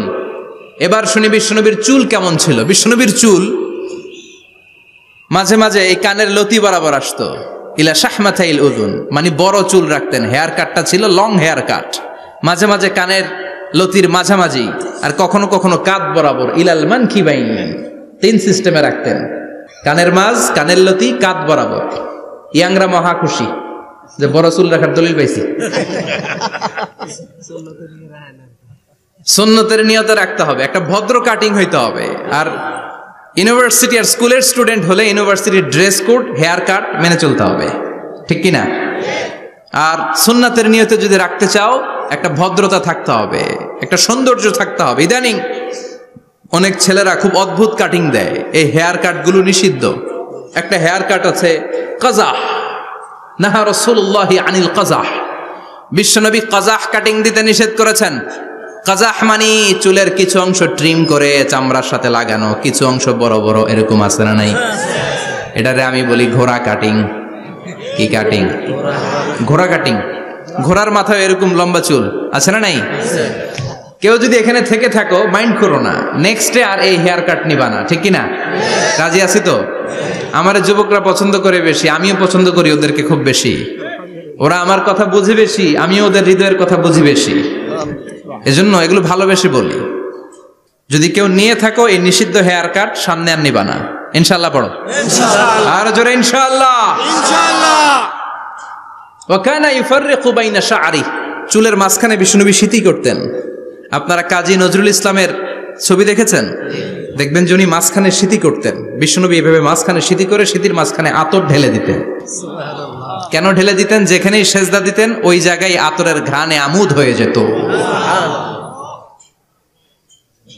আরিদুস সদর, বুকটা ছিল প্রশস্ত। ওয়া কানা বাইনা কাতিফাইহি খাতামুন নবুওয়া, আর পিঠের মধ্যে কাজিররিল হাজালা, কবুতরের ডিমের মতো একটা মাহরুন নবুওয়া ছিল। উনি যে শেষ নবী, উনি যে প্রফেট, দ্য লাস্ট মেসেঞ্জার, এটা প্রমাণ আল্লাহ সিল মেরা দিছে। বাম দিকের কাঁধে, ডান দিকে না। কোন দিকে? সাহাবারা যারা এটা দেখেছেন তারা বলেছেন যে আমরা দেখেছি এর মধ্যে কিছু চুলও ছিল, একটু লালচে ছিল, একটু উঁচু ছিল। একদিন বিশ্বনবী বললেন, বান্দার কোনো হক আল্লাহ কোনোদিন ছেড়ে দেয় না। আল্লাহর হক আল্লাহ মাফ করে, বান্দার হকের মাফ নাই। যদিও আমি নবী, আমার উপর যদি কোনো হক থাকে বলো, আমি দিয়ে দেব। কোন সাহাবী দাঁড়ায় না। এক সাহাবী দাঁড়িয়ে বলল, নবী, যুদ্ধের ময়দানে চাবুক চালানোর সময়, লাঠি চালানোর সময় এক কাফেরকে মারতে যে আপনার লাঠির বাড়ি আমার পিঠের মধ্যে পড়েছে। আপনি যেহেতু এই কিসাসটা আদায় করতে চান, আপনার পিঠে আমি লাঠির বাড়ি মেরে এটারে শোধবোধ করে দিতে চাই। সাইয়েদনা ওমরে ফারুক হাতের জামা এরকম পড়তে শুরু করছে, আয় এদিকে আয়, তোরে শোধবোধ করাই। বিশ্বনবী বললেন, ওমর রাখো, এটা বান্দার হক, মিটাতে দাও। বিশ্বনবী বললেন, আসো তুমি এসে আমার পিঠে লাঠি দিয়ে চাবুক দিয়ে বাড়ি মারো। সাহাবী বলে, ও নবী, তখন দুর্ভিক্ষের সময়ের যুদ্ধ ছিল, আমাদের গায়ে জামা ছিল না। যখন আপনি আমার চাবুকটা পিঠের মধ্যে মেরেছেন, আমার পিঠে তখন জামা ছিল না। আপনি যদি যথা নিয়মে কিসাসটা আদায় করতে চান, আপনার জামাটা খুলেন, খালি পিঠের মধ্যে বাড়িটা মারিস। এবার আর ওমরে ফারুকরে ধরে কে? এদিকে আয়, তোরে দেখাইতেছি। বিশ্বনবী বললেন, ওমর থামো, মারতে দাও। বিশ্বনবী উনার জুব্বাটা উপরের দিকে উঠালেন, পিঠের মধ্যে বাড়ি দেওয়ার জন্য ওই সাহাবীকে ডাকলেন। ওই সাহাবী বিশ্বনবীকে পিছন দিক থেকে জড়িয়ে ধরে ওই মোহরে নবুয়তের মধ্যে চুমু দিয়ে ফেলেছে। সাহাবী বললেন, নবী গো, এই নাটক করার জন্য আপনি আমারে মাফ করে দিয়েন। আপনি বিশ্বনবী, উদম গায়ে আপনারে দেখা যায় না, খালি গায়ে আপনারে দেখা যায় না। শুনেছি আপনার পিঠের মধ্যে মোহরে নবুয়ত আছে। অনেক দিনের সাধনা, জল্পনা কল্পনা, আপনার মোহরে নবুয়তে আমার ঠোঁটটা আমি লাগাবো। আপনার মোহরে নবুয়তের মধ্যে আমার ঠোঁটটা লাগিয়ে আমার ঠোঁটটারে আমি জাহান্নাম থেকে পরিত্রাণ করাবো। এজন্য প্ল্যান প্রোগ্রাম করে এতক্ষণ আপনার জামাটা খুলতে বলেছি। আপনার উপরে আমার কোনো হক নাই। আমার আব্বা আম্মা, আমার সম্পদ, আমার জীবন আপনার জন্য কোরবান গো নবী। বিশ্বনবীর পিঠে বাম দিকে খাতামুন নবুয়া ছিল, মাহরে নবুয়া। কোন বর্ণনা এসেছে উনি এই মাহরে নবুয়া দিয়ে পিছন দিকে দেখতেন। বিশ্বনবী যখন নামাজ পড়তেন উনি বলতেন ইস্তাকিমু ওয়া'তাদিলু ইয়ারহামুকুমুল্লাহ, কাতার সোজা করো, ফাঁকা জায়গা বন্ধ করে দাও, কারণ আমি সামনে যেমনি দেখি পেছনেও তেমনি দেখি। অনেকে বলেন বিশ্বনবী পেছনে দেখতেন এই মাহরে নবুয়াতের জায়গাটা দিয়ে। এটা ছিল বিশ্বনবীর behind CC camera, behind close circuit camera. আল্লাহু আকবার। বিশ্বনবী ছাড়া কোন নবীর পিঠে এরকম মাহরে নবুয়া ছিল নাকি? কথা বলেন। এজন্য ওই নবীরে গালি দিলে সহ্য হয়? কথা বলেন, সহ্য হয়? আবিয়াদুল ইবতাইন, বগল ছিল শুভ্র সাদা। আমাদের বগল কি সাদা? দুর্গন্ধ, কুৎসিত, কালো, তাই না? বিশ্বনবীরটা কালো? কথা কন, শুভ্র সাদা। আমরা দোয়া করি এভাবে। বিশ্বনবী মাঝে মাঝে দোয়া করতে করতে বৃষ্টির জন্য যখন দোয়া চাইতেন, আরাফার ময়দানে যখন দোয়া চাইতেন, দোয়া করতে করতে হাতটারে উপরের দিকে করতেন। সবাই এরকম হাত তোলেন, সবাই হাত তোলেন। বিশ্বনবী মাঝে মাঝে আবেগের চোটে এইখান থেকে হাতটা এই জায়গায় নিয়ে যেতেন। সুবহানাল্লাহ। বিশ্বনবী যখন হাত আবেগের চোটে উপরের দিকে উঠাতেন, বিশ্বনবীর বগল দেখা যেত। সাহাবারা বলতেন হাত্তা ইরা বায়াদু ইবতাইহি, এই সুযোগে আমরা দেখতাম ওনার বগলটা ধবধবে সাদা, কোনো দাগ ছিল না। মুস্তাওয়াল জাবিন, প্রশস্ত ললাট ছিল। আসাম্মুল আনফ, খাড়া নাক ছিল। বিশ্বনবীর নাক কিন্তু বোচা ছিল না। এরকম চ্যাপটা নাকরে আপনারা কোম্পানিগঞ্জে কি বলেন? চাকমা, কি নাক? হ্যাঁ, বুসা, নাক বুসা বা বোচা। বিশ্বনবীর নাক এই চাকমা স্টাইলে নাক ছিল না, খাড়া ছিল, খাড়া নাক ছিল। সুবহানাল্লাহ পড়ো। মুফাল্লিজুল আসনান, দাঁতগুলো ছিল পরিপাটি। বিশ্বনবীর দাঁতের দিকে তাকালে, বিশ্বনবীর হাসির দিকে তাকালে মনে হতো হাসিতে যেন মুক্তা ঝরে। বিশ্বনবী দেখতে কেমন ছিল আন্দাজ পাচ্ছেন না মোটামুটি? এই চমৎকার দেহটা নিয়ে যখন আয়নার সামনে দাঁড়াতেন, বিশ্বনবী জোস জোস পোজ দিতেন না। এখনকার ছেলেপেলেরা বলে আয়নার সামনে দাঁড়াইয়া দেই জোস জোস পোজ, আছে না নাই?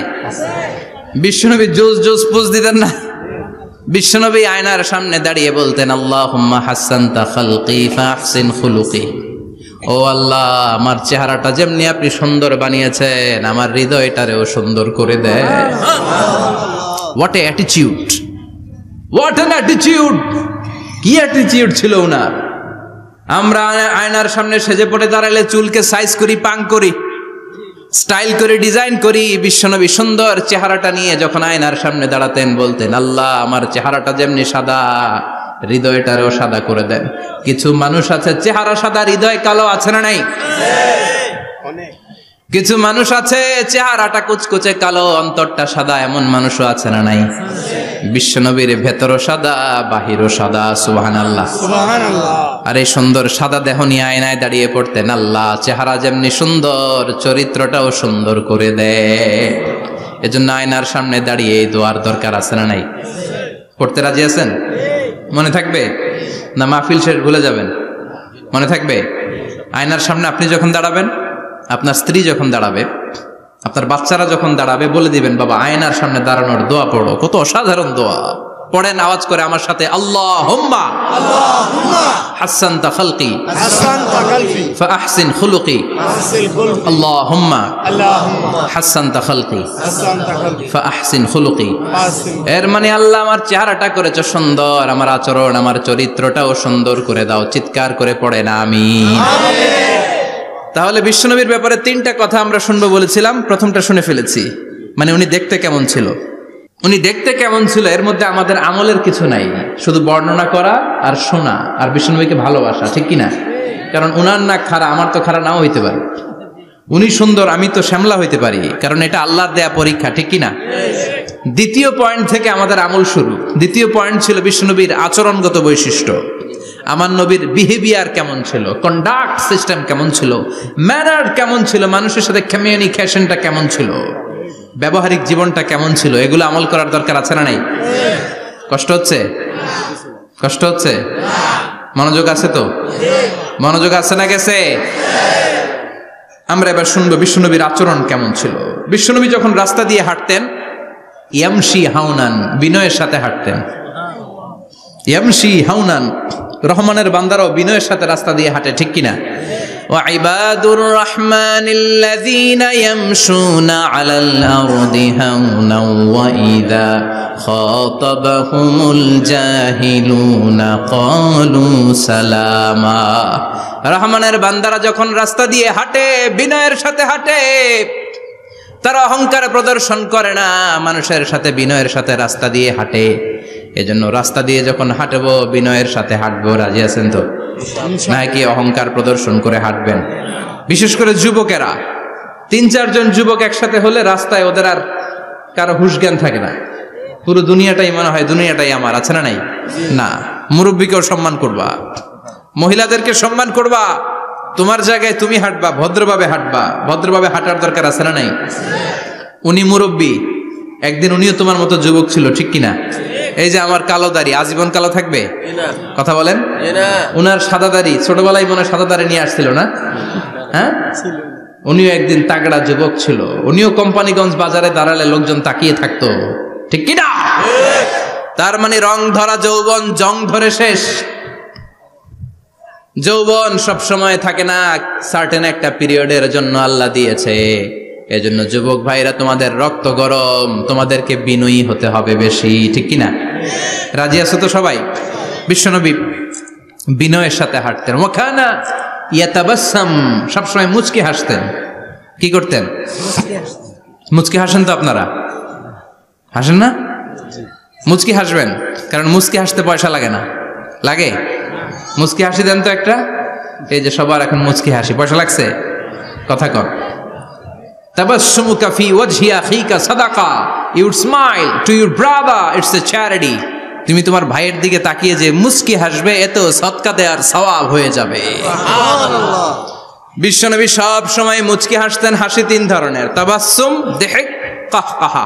কাহকাহা মানে অট্ট হাসি, আলিফ লাইলার দত্তরা যেমন হাসি দেয় ওই হাসি।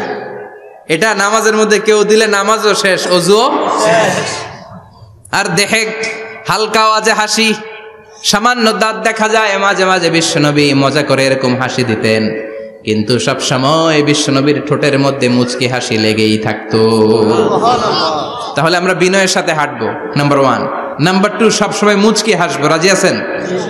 ঘরে যেই স্ত্রীকে একটা মুচকি হাসি দিবেন, আজকে রাতেই দিবেন, যেই একটা মুচকি হাসি। রাজি আছেন? হ্যাঁ, ভালোবাসা বাড়াই দিবে কে? কথা কয় না। ভালোবাসার কথা আসলে আওয়াজ কমে যায়। ভালোবাসার কথাও কোরআনে আছে না নাই? আল্লাহু আকবার। আল্লাহ দাম্পত্য জীবনের ভালোবাসা তুমি বাড়িয়ে দাও, আমিন। ইযাল তাফাতা ইলতাফাতা জামিআন, ইযাল তাফাতা ইলতাফাতা জামিআন। বিশ্বনবীর যদি ডানে বায়ে কোথাও তাকানোর দরকার হতো, উনি আর চোখে তাকাতেন না। অনেকে এইভাবে বসে আছে, ডানে এমনে তাকায়, এমনে আছে না নাই? এইভাবে এমনে তাকায়, আছে না নাই? এভাবে তাকানো যাবে না। বিশ্বনবী ডানে তাকানোর দরকার হলে ইলতাফাতা জামিআন, অ্যাবাউট টার্ন, ঘুরে যেতেন, ঘুরে এইভাবে তাকাতেন। আবার বায়ে তাকানোর দরকার হলে বুকটা নিয়ে, শরীরটা নিয়ে ঘুরে যেতেন, এইভাবে তাকাতেন। সুবহানাল্লাহ পড়বেন না? আর চোখে তাকানো কি ভালো স্বভাব? বিশ্বনবী ইদাল তাফাতা ইলতাফাতা জামিআন, যেদিকে তাকাবেন ওদিকে ফুল্লি মনোনিবেশ করতেন, তারপরে তাকাতেন। সুবহানাল্লাহ পড়েন। সুবহানাল্লাহ। ওয়া কানা মুস্তাহিয়ান, লাজুক ছিলেন, বেশ লাজুক। এখন সমাজে লাজুকতা নাই, লাজ শরম আমরা হারাতে বসেছি, ঠিক কিনা?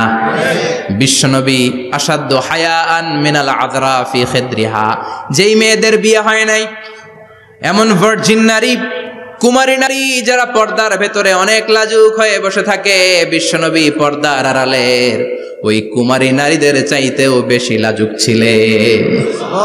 এত লাজুক ছিলেন, এত লাজুক ছিলেন, লজ্জা পেলে চেহারাটা বিশ্বনবীর লাল হয়ে যেত। ছোট্টবেলায় হালিমাতুস সাদিয়ার বাড়িতে যখন দুধ খেতে গিয়েছিলেন, বিশ্বনবীর দুধমা হালিমাতুস সাদিয়া বলে, এই কুরাইশি মোহাম্মদ ছেলেটাকে কখনো কাঁদতে দেখি নাই। ক্ষুধা লাগলেও কাঁদে না, ব্যথা পেলেও কাঁদে না, শুধু লজ্জাস্থানের জায়গা থেকে কাপড়টা একটু সরে গেলে ছোট্ট মোহাম্মদ চিৎকার দিয়ে ওঠে। কি বুঝে সে? ক্ষুধা লাগলেও কাঁদতো না, ব্যথা পেলেও কাঁদতো না, লজ্জাস্থানের জায়গা থেকে কাপড় সরে গেলে বিশ্বনবী চিৎকার দিয়ে উঠতেন। সুবহানাল্লাহ পড়ে। এজন্য লজ্জা শরমের দরকার আছে না নাই? ইযা লাম তাস্তাহি ফাসনা মা শি'তা। যদি লজ্জা শরম না থাকে, যা মন চাই তাই করতে পারো। এটা আমাদের বাংলাদেশে ব্যাপক। লাজ শরম কিচ্ছু নাই। এজন্য লাজুকতার বড় দরকার। যেখানে যার বসা দরকার সে সেখানে যাবে। কিয়ামতের আগে যেই লোক যেই চেয়ারে বসার দরকার ওই লোক ওই চেয়ারে বসবে না। এটা হলো কিয়ামতের আলামত। জোরে কোন ঠিক কিনা? সভাপতি হওয়ার যোগ্যতা নাই, সভাপতি হয়, আছে না নাই? আছে। সেক্রেটারি হওয়ার যোগ্যতা নাই, সেক্রেটারি হয়, এরকম সমাজে আছে না নাই? নেতা হওয়ার যোগ্যতা নাই, নেতা হয়, আছে না নাই? সবগুলো কিয়ামতের আলামত। আমার বিশ্বনবী এমন লাজুক ছিলেন, বিশ্বনবীর মতো এমন লাজুক নবী আর কেউ ছিল নাকি?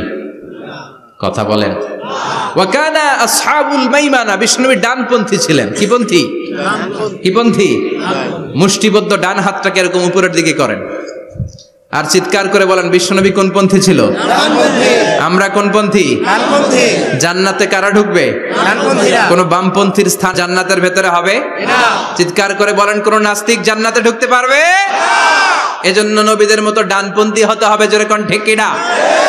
বিশ্বনবী সব ভালো কাজগুলো ডান দিক দিয়ে করতে পছন্দ করতেন। জামা পরলে ডান দিক দিয়ে, খাবার বিতরণ করলে ডান দিক দিয়ে, মুসাফা করা শুরু করলে ডান দিক দিয়ে, ডান দিক দিয়ে ভালো কাজ বিশ্বনবী পছন্দ করতেন। সুবহানাল্লাহ পড়েন।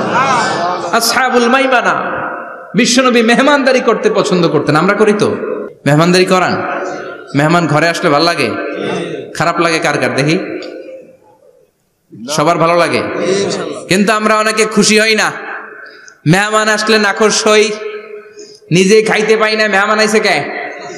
খাওয়ামো করতে, খাওন নাই, যেন ও খাওন বানাইছে। খাওন পাঠায় কে? আল্লাহ। রিজিক দেয় কে? আল্লাহ। গোটা বিশ্বের সবাই মিলে আমরা একটা চাল বানাতে পারবো নাকি? ও মিয়া চাইনিজ চাউল না, চাইনিজ ডিম না, ওগুলা সবাই পারে, ঠিক কিনা? আল্লাহর বানানো ন্যাচারাল চাল, গাছের মধ্যে হওয়া যেই চাল, ধান আল্লাহ তৈরি করেছে, এরকম ধান, এরকম একটা পেয়ারা, এরকম ছোট্ট একটা কমলার টুকরা গোটা বিশ্বের সবাই মিলে বানাতে পারে নাকি? এজন্য রিজিকের মালিক কে?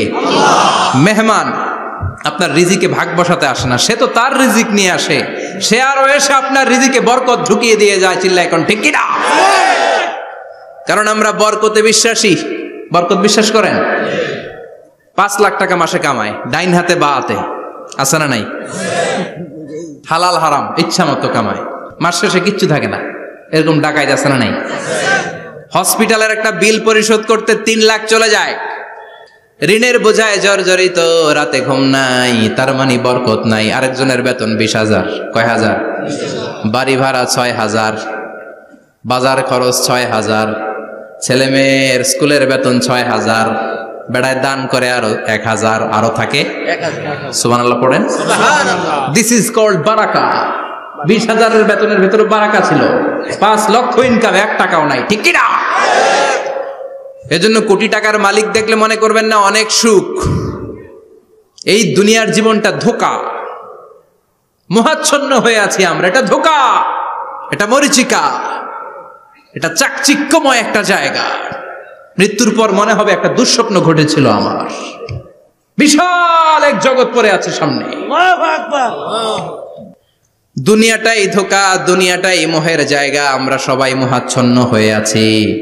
দুনিয়ার উদাহরণ হলো 3টা লাশ আর 4টা স্বর্ণের টুকরার সমান।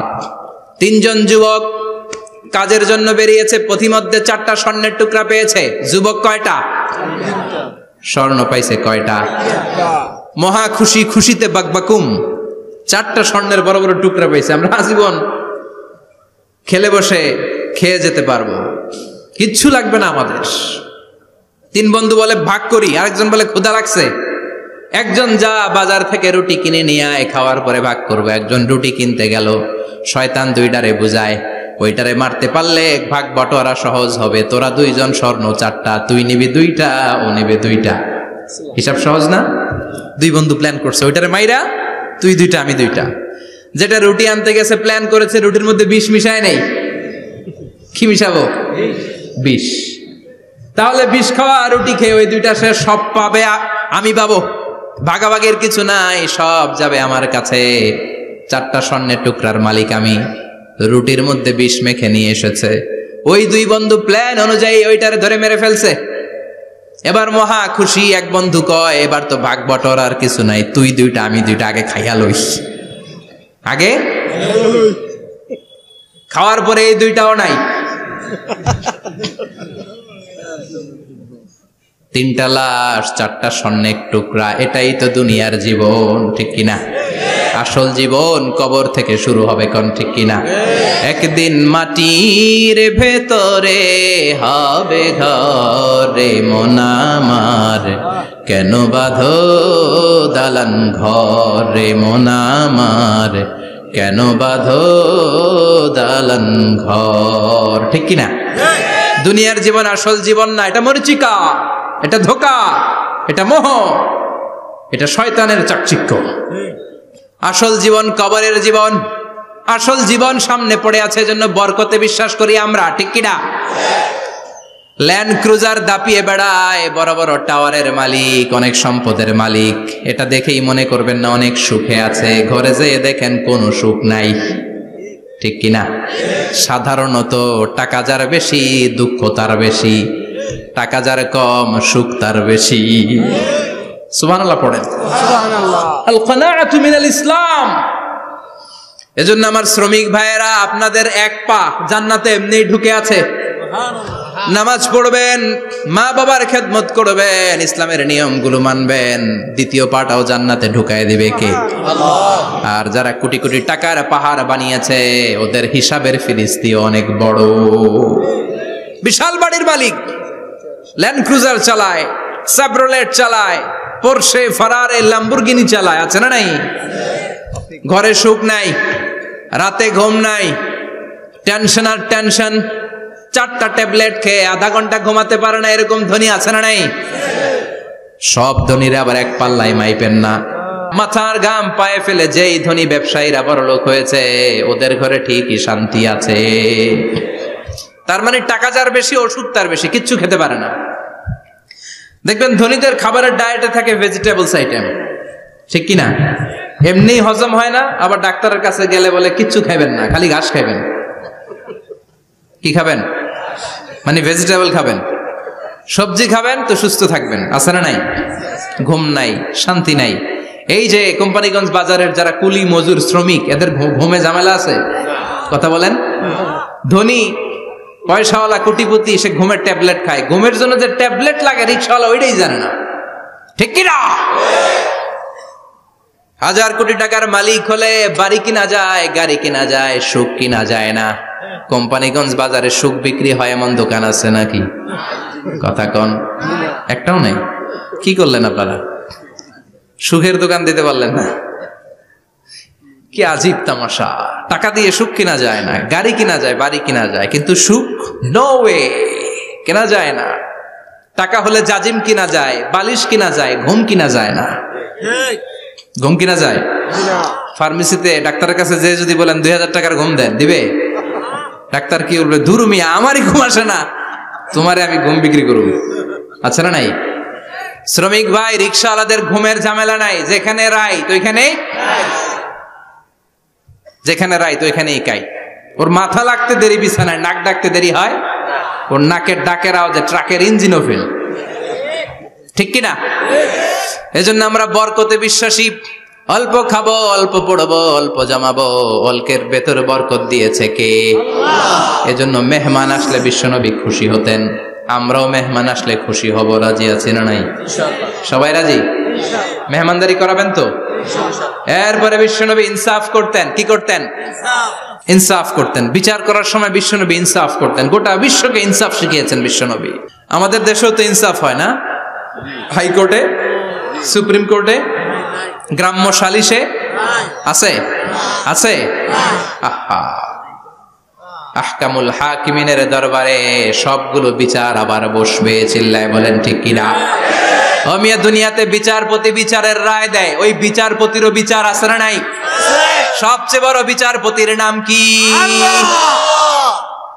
বিশ্বনবী ইনসাফ করে গোটা বিশ্বকে দেখিয়ে গেলেন কেমন করে বিচার করতে হয়। বিশ্বনবীর কাছে কখনো বিচার আসলে বিশ্বনবী দুই পক্ষের কথা শুনে রায় দিতেন। পড়েন সুবহানাল্লাহ। সব সময় দুই পক্ষের কথা শুনে রায়। এখন কি দুই পক্ষকে সমান প্রিভিলেজ দেয়া হয়? কথা বলেন। কারণ কোরআন দিয়ে বিচার হয় না। কোরআন দিয়ে বিচার হোক আমরা চাই কি চাই না? আমার সংসদ ভবনের ভেতরে কোরআনের আইন দিয়ে সংসদ ভবন কায়েম হোক আমরা চাই কি চাই না?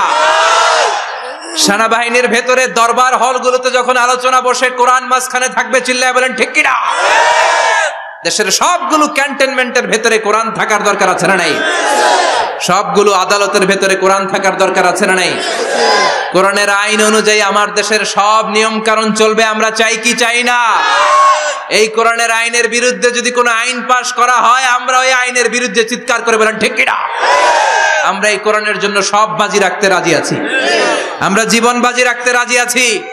আমরা দেহের তাজা রক্ত বিলিয়ে দিতে রাজি আছি। জোরে বলেন ঠিক কিনা? কোরআনের জন্য কে কে ময়দানে থাকতে রাজি আছেন? হাত উঁচু করে আল্লাহর দেখা।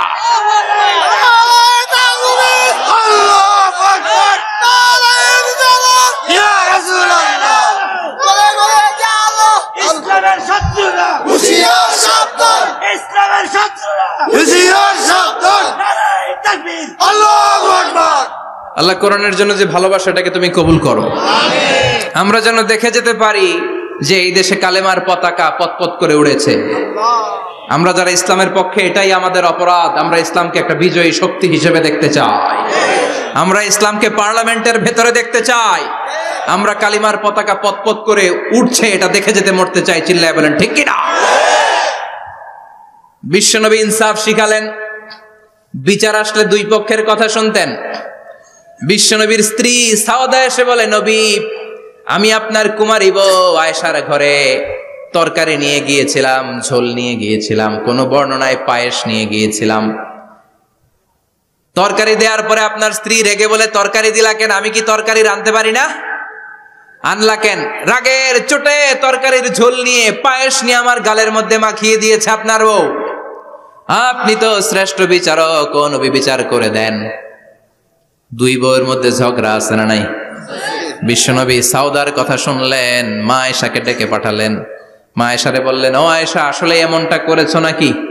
মা আয়েশা বলে, নবী, তখন আমার মেজাজটা বড্ড গরম ছিল, রাগের মাথায় ঝোল নিয়ে আমি সাউদার মুখে লাগিয়ে দিয়েছি। আসলে কাজটা ঠিক হয় নাই, আমারে ক্ষমা করেন। বিশ্বনবী দুইজনের কথা শুনে ঠান্ডা হয়ে বসলেন। সুবহানাল্লাহ। একজনের কথা শুনে রায় দেয় নাই, ঠিক কিনা? দুইজনের কথা শুনে বিশ্বনবী বললেন, আমার আদালতের রায় হচ্ছে কিসাস, টিট ফর ট্যাট। যেমন করেছো তেমন, ঘুষি মারলে ঘুষি, গুতা মারলে গুতা, ঠেলা মারলে ঠেলা, আছে না নাই? সাউদাকে যেমনি তুমি পায়েস মাখিয়ে দিয়েছ, সাউদাও পায়েসের বাটি থেকে কিছু পায়েস নিয়ে আয়েশার গালে মাখো। সুবহানাল্লাহ পড়েন। সাউদাও বিশ্বনবীর রায় অনুযায়ী বাটি থেকে পায়েসের ঝোল নিয়ে মা আয়েশার গালের মধ্যে মেখে দিলেন। মা আয়েশা কি আর করবেন, হেসে দিলেন। সুবহানাল্লাহ। সাইয়েদাতুনা সাউদাও হাসলেন, বিশ্বনবীও হাসলেন। আরশের উপর থেকে খুশি হয়ে গেল কে? আল্লাহ। এজন্য কোরআন দিয়ে যদি, কোরআনের নিয়ম দিয়ে যদি, বিশ্বনবীর শেখানো পন্থায় যদি বিচার হয়, ওই বিচারের মধ্যে ইনসাফ থাকবে, জুলুম থাকবে না। ওই বিচারের মধ্যে কোনো স্কাইপি কেলেঙ্কারি হবে না। আমাদের টেলিফোনের ফোনালাপ ফাঁস হয়ে যায়, স্কাইপি ফাঁস হয়ে যায়, অনেক ঝামেলা হয়ে যায়, আছে না নাই? এরপরেও জনগণের চোখ খোলে না। আল্লাহ তুমি চোখ খোলার তৌফিক দাও, সহি সমাজ দান করো। পড়ে না আমিন। বিশ্বনবী ইনসাফ করতেন। বনু মাখজুমিয়া গোত্রের এক মহিলা চুরিতে ধরা পড়ল। কিসে ধরা পড়ল? কথা বলেন। চুরিতে। চুরি করলে নিয়ম কি? লাউ চুরি করলে, আম চুরি করলে, কলা চুরি করলে হাত কাটা যাবে না, এটা বড় চুরি। সুবহানাল্লাহ। ওমরে ফারুক বলেছেন, দুর্ভিক্ষের বছর কেউ যদি চুরি করে তার হাত কেটে দেয়া যাবে না, কারণ এটা অভাবের চুরি, এটা স্বভাবের চুরি না, ঠিক কি না? ঘরে খাবার নাই, পেটে দানা পানি নাই, লাউ চুরি করছে, মুরগি চুরি করছে, এই চোরের হাত কেটে দিও না, কারণ সে ক্ষুধার্ত, পেটে খাবার আছে, গায়ে জামা আছে, সমাজে সম্মান আছে, তারপরেও পুরো দেশটা খেয়ে ফেলতে চায়, এরকম ডাকাত আছে না নাই?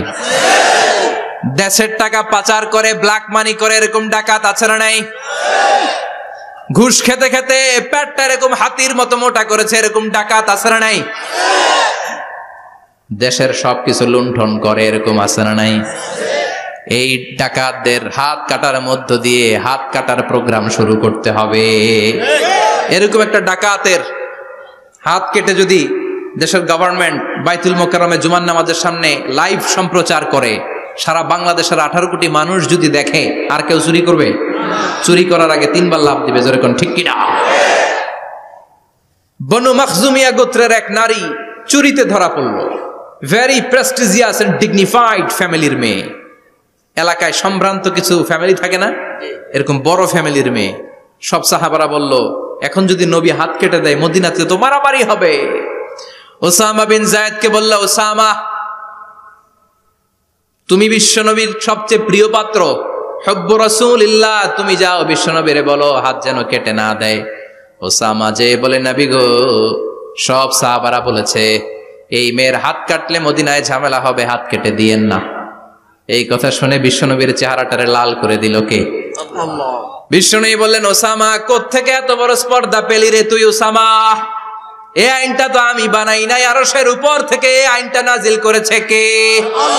আস-সারিকু ওয়াস-সারিকাতু ফাকতাউ আইদিয়াহুমা জাযাআম বিমা কাসাবা নাকালাম মিনাল্লাহ ওয়াল্লাহু আজিজুন হাকীম। সুবহানাল্লাহ পড়েন। If anyone steal something very precious from the society, from house, the government should cut down his right hand. দামি কিছু চুরি করলে গভর্নমেন্ট কাটবে, আমরা কাটতে পারবো?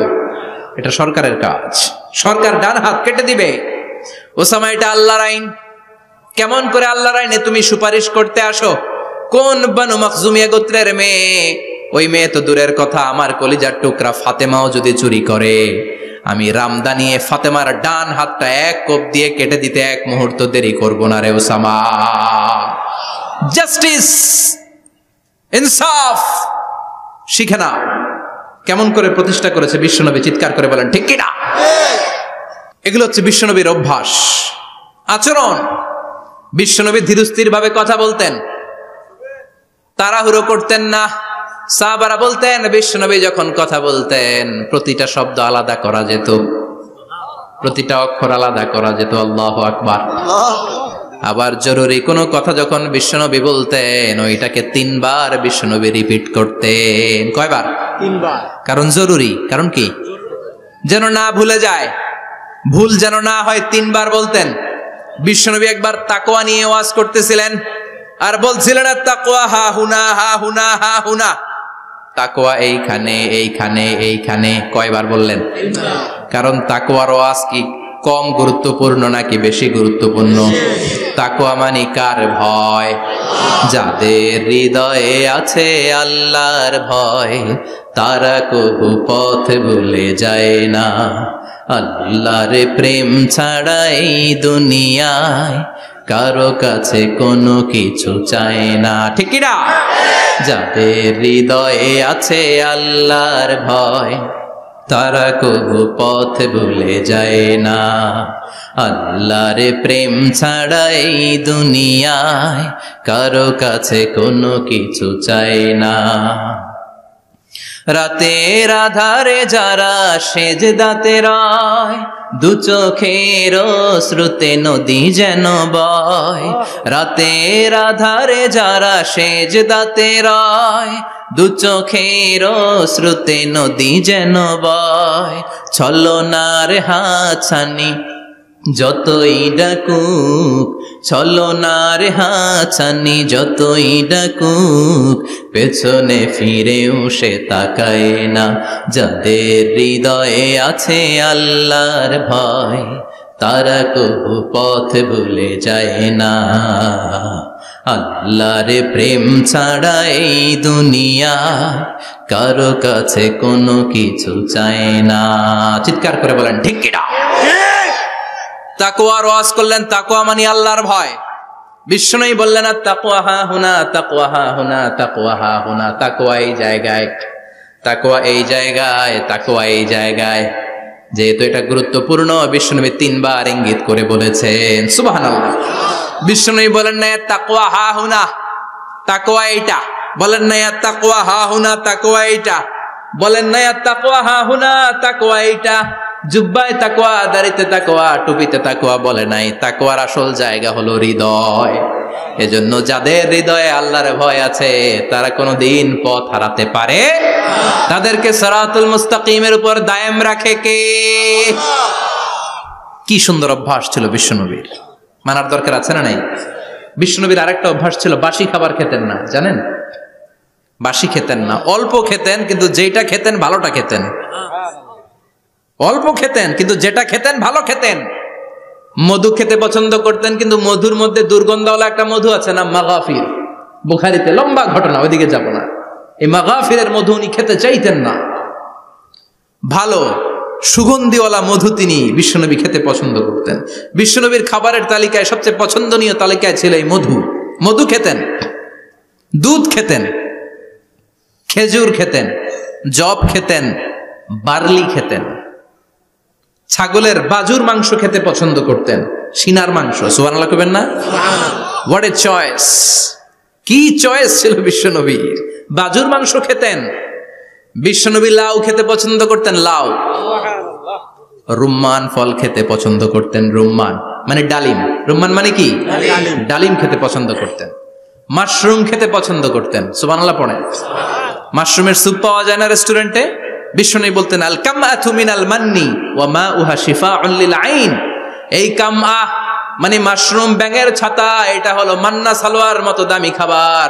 আর এই মাশরুমের স্যুপ চোখের জন্য মহৌষধ। যাদের রাতকানা দিনকানা আছে মাশরুমের স্যুপ খান, চোখ ভালো করে দিবে কে? আল্লাহ। এজন্য বিশ্বনবী যেগুলো খেত এগুলো খাওয়ার দরকার আছে না নাই? বিশ্বনবীর যে সুন্দর চরিত্র ছিল, আচরণ ছিল, এগুলো পালনের দরকার আছে না নাই? তাহলে বিশ্বনবীর 3টা কথা বলবো বলেছিলাম। প্রথম কথা ছিল দেখতে কেমন ছিল। অনেক কথা এত বলা যাবে না, সংক্ষেপে বললাম যে বিশ্বনবীর আচরণ কেমন ছিল। এখন শুনবো, শেষ কথা বলে যাই, বিশ্বনবীর ইন্টেলেকচুয়াল পাওয়ার কেমন ছিল, ওনার বুদ্ধিমত্তা কেমন ছিল। Hour beloved prophet Muhammad, the last Messenger, was a very good mediator. বিশ্বনবী ভালো মিডিয়েটর ছিলেন। বিশ্বনবী ভালো মধ্যস্থতাকারী ছিলেন। ঝগড়া লাগলে মিলাই দিতে পারতেন, চমৎকার। সুবহানাল্লাহ। বাড়িতে যায়া জিমায় পড়ছেন? কষ্ট হচ্ছে? আর কয়েক মিনিট পড়বো, একটা তাকবীর দেন, লিল্লাহি তাকবীর। আল্লাহু আকবার। হি ওয়াজ এ ভেরি গুড মিডিয়েটর। মধ্যস্থতাকারী ব্যক্তিত্ব ছিলেন। স্বামী স্ত্রীর মধ্যে ঝগড়া লাগলে মিলাই দিতেন, বন্ধু বন্ধু ঝগড়া মিলাই দিতেন, সমাজে সমাজে মারামারি মিলাই দিতেন। মক্কা থেকে মদিনায় যখন গেলেন, মদিনায় 120 বছরের একটা যুদ্ধ চলছিল, কেউ যুদ্ধটা থামাতে পারে না। বিশ্বনবী 7 দিনের ব্যবধানে যুদ্ধ থামিয়ে দিলে। সুবহানাল্লাহ। Intellectual capacity, very good mediator. এজন্য বিশ্বনবীর উম্মত যারা, তাদের অভ্যাস হবে ঝগড়া লাগায় দেওয়া যাবে না, মিলায় দিতে হবে। ঠিক কিনা? ঠিক। আমরা যদি ঝগড়া দেখি দূর থেকে আরো লাগায় দিতে চাই, আছে না নাই? কোম্পানিগঞ্জ বাজারে ঝগড়া, কয় লাগুক, আরো লাগুক, ধরবি না, থামাবি না। দূর থেকে মজা দেখি, মজাই লাগে, এরকম ডাকাইত আছে না নাই? আগুন লাগলে পানি দিয়ে নেবায়, অনেকে তেল ঢালে, আছে না নাই? কি করবেন? মিলিয়ে দিবেন। আপনার মর্যাদা বাড়িয়ে দিবে কে? আল্লাহ। বিশ্বনবী ভেরি গুড মিডিয়েটর ছিলেন। বিশ্বনবী লজিক্যাল এবং রেশনাল ছিলেন, বুদ্ধিমত্তাকে কাজে লাগাতেন। এক সাহাবী এসে বলে, নবী ইযান লি বিজিনা, আমারে জিনার অনুমতি দেন। কিসের অনুমতি? কার কাছে অনুমতি চাইলো? অন্যান্য সাহাবারা এই যুবক ছেলেটাকে ধমকাতে লাগলো, বসো, এই মিয়া বসো, বিশ্বনবীর কাছে কি কথা বলে এগুলা? ওই যুবক বসে রইল। বিশ্বনবী কাজ সারালেন, এরপর বললেন, আইনা শাবাব, ওই যুবকটা কোথায়? এদিকে আসো, কি চাইছো বলো। কয়, বিশ্বনবী আপনি আমারে জিনা করার অনুমতি দেন। বিশ্বনবী যুবকটারে কাছে ডেকে আনলেন, বললেন, ও যুবক, তোমার ঘরে বোন আছে কিনা? কয় আছে। তোমার বোনের সাথে কোনো পুরুষ জিনা করুক, তোমার কেমন লাগবে? সে বলে, আমি এই পুরুষটারে হত্যা করব। হত্যা করবা? ওকে, ডান। তোমার ঘরে মা আছে কিনা? আছে। তোমার মায়ের সাথে পরপুরুষ জিনা করবে, কেমন লাগবে? আমি সাইজ করবো ওরে। তোমার ঘরে স্ত্রী আছে কিনা? আছে। তোমার স্ত্রীর সাথে যদি কেউ জিনা করে কেমন লাগবে? বলে আমি তারে ছাড়বো না। বিশ্বনবী বললেন, তাহলে যেই মহিলার সাথে তুমি জিনা করবা সেও তো কারো বোন, সেও তো কারো স্ত্রী, সেও তো কারো মা, ঠিক কিনা? সুবহানাল্লাহ, হোয়াট অ্যান ইন্টেলেকচুয়াল ক্যাপাসিটি। যুবক বলে, তাই তো, এইভাবে তো ভাবি নাই। আমি যার সাথে পাপ কর্ম করব সেও তো কারো বোন হবে, সেও তো কারো মা হবে, সেও তো কারো স্ত্রী হবে। ও নবী, আপনি আমারে মাফ করে দেন, আমার জন্য দোয়া করে দেন যেন তাকওয়ার উপর জীবন প্রতিষ্ঠা করতে পারি। লজিক্যালি জিনিসকে সলভ করার চেষ্টা করতেন। মুআয ইবনে জবালকে বিশ্বনবী সাল্লাল্লাহু আলাইহি ওয়াসাল্লাম ইমাম বানিয়ে পাঠালেন। উনি ইমামতি করতে গেলেন এক মসজিদে। মাগরিবের সালাতে উনি লম্বা কেরাত ধরলেন। এশার নামাজ শুরু করলেন সূরা বাকারা দিয়ে, কোরআনের সবচেয়ে ছোট সূরা। হ্যাঁ, বড়? কত বড়? বিশাল বড়। এখন ওই এলাকার মুসল্লিরা ছিল কৃষক মুসল্লি। এক কৃষক মুসল্লি সাহাবী নামাজের পেছনে দাঁড়ালেন, দেখলেন বাকারা দিয়ে দৌড়ছে, কেরাত শেষ হয় না, আর দাঁড়িয়ে থাকতে পারে না, পায়ে ব্যথা করে, পিঠে ব্যথা করে। কিছুক্ষণ পর রেগে মেগে নামাজ ছেড়ে দিয়ে বারান্দায় নামাজ পড়ে বিশ্বনবীর কাছে বিচার দিতে গেলেন।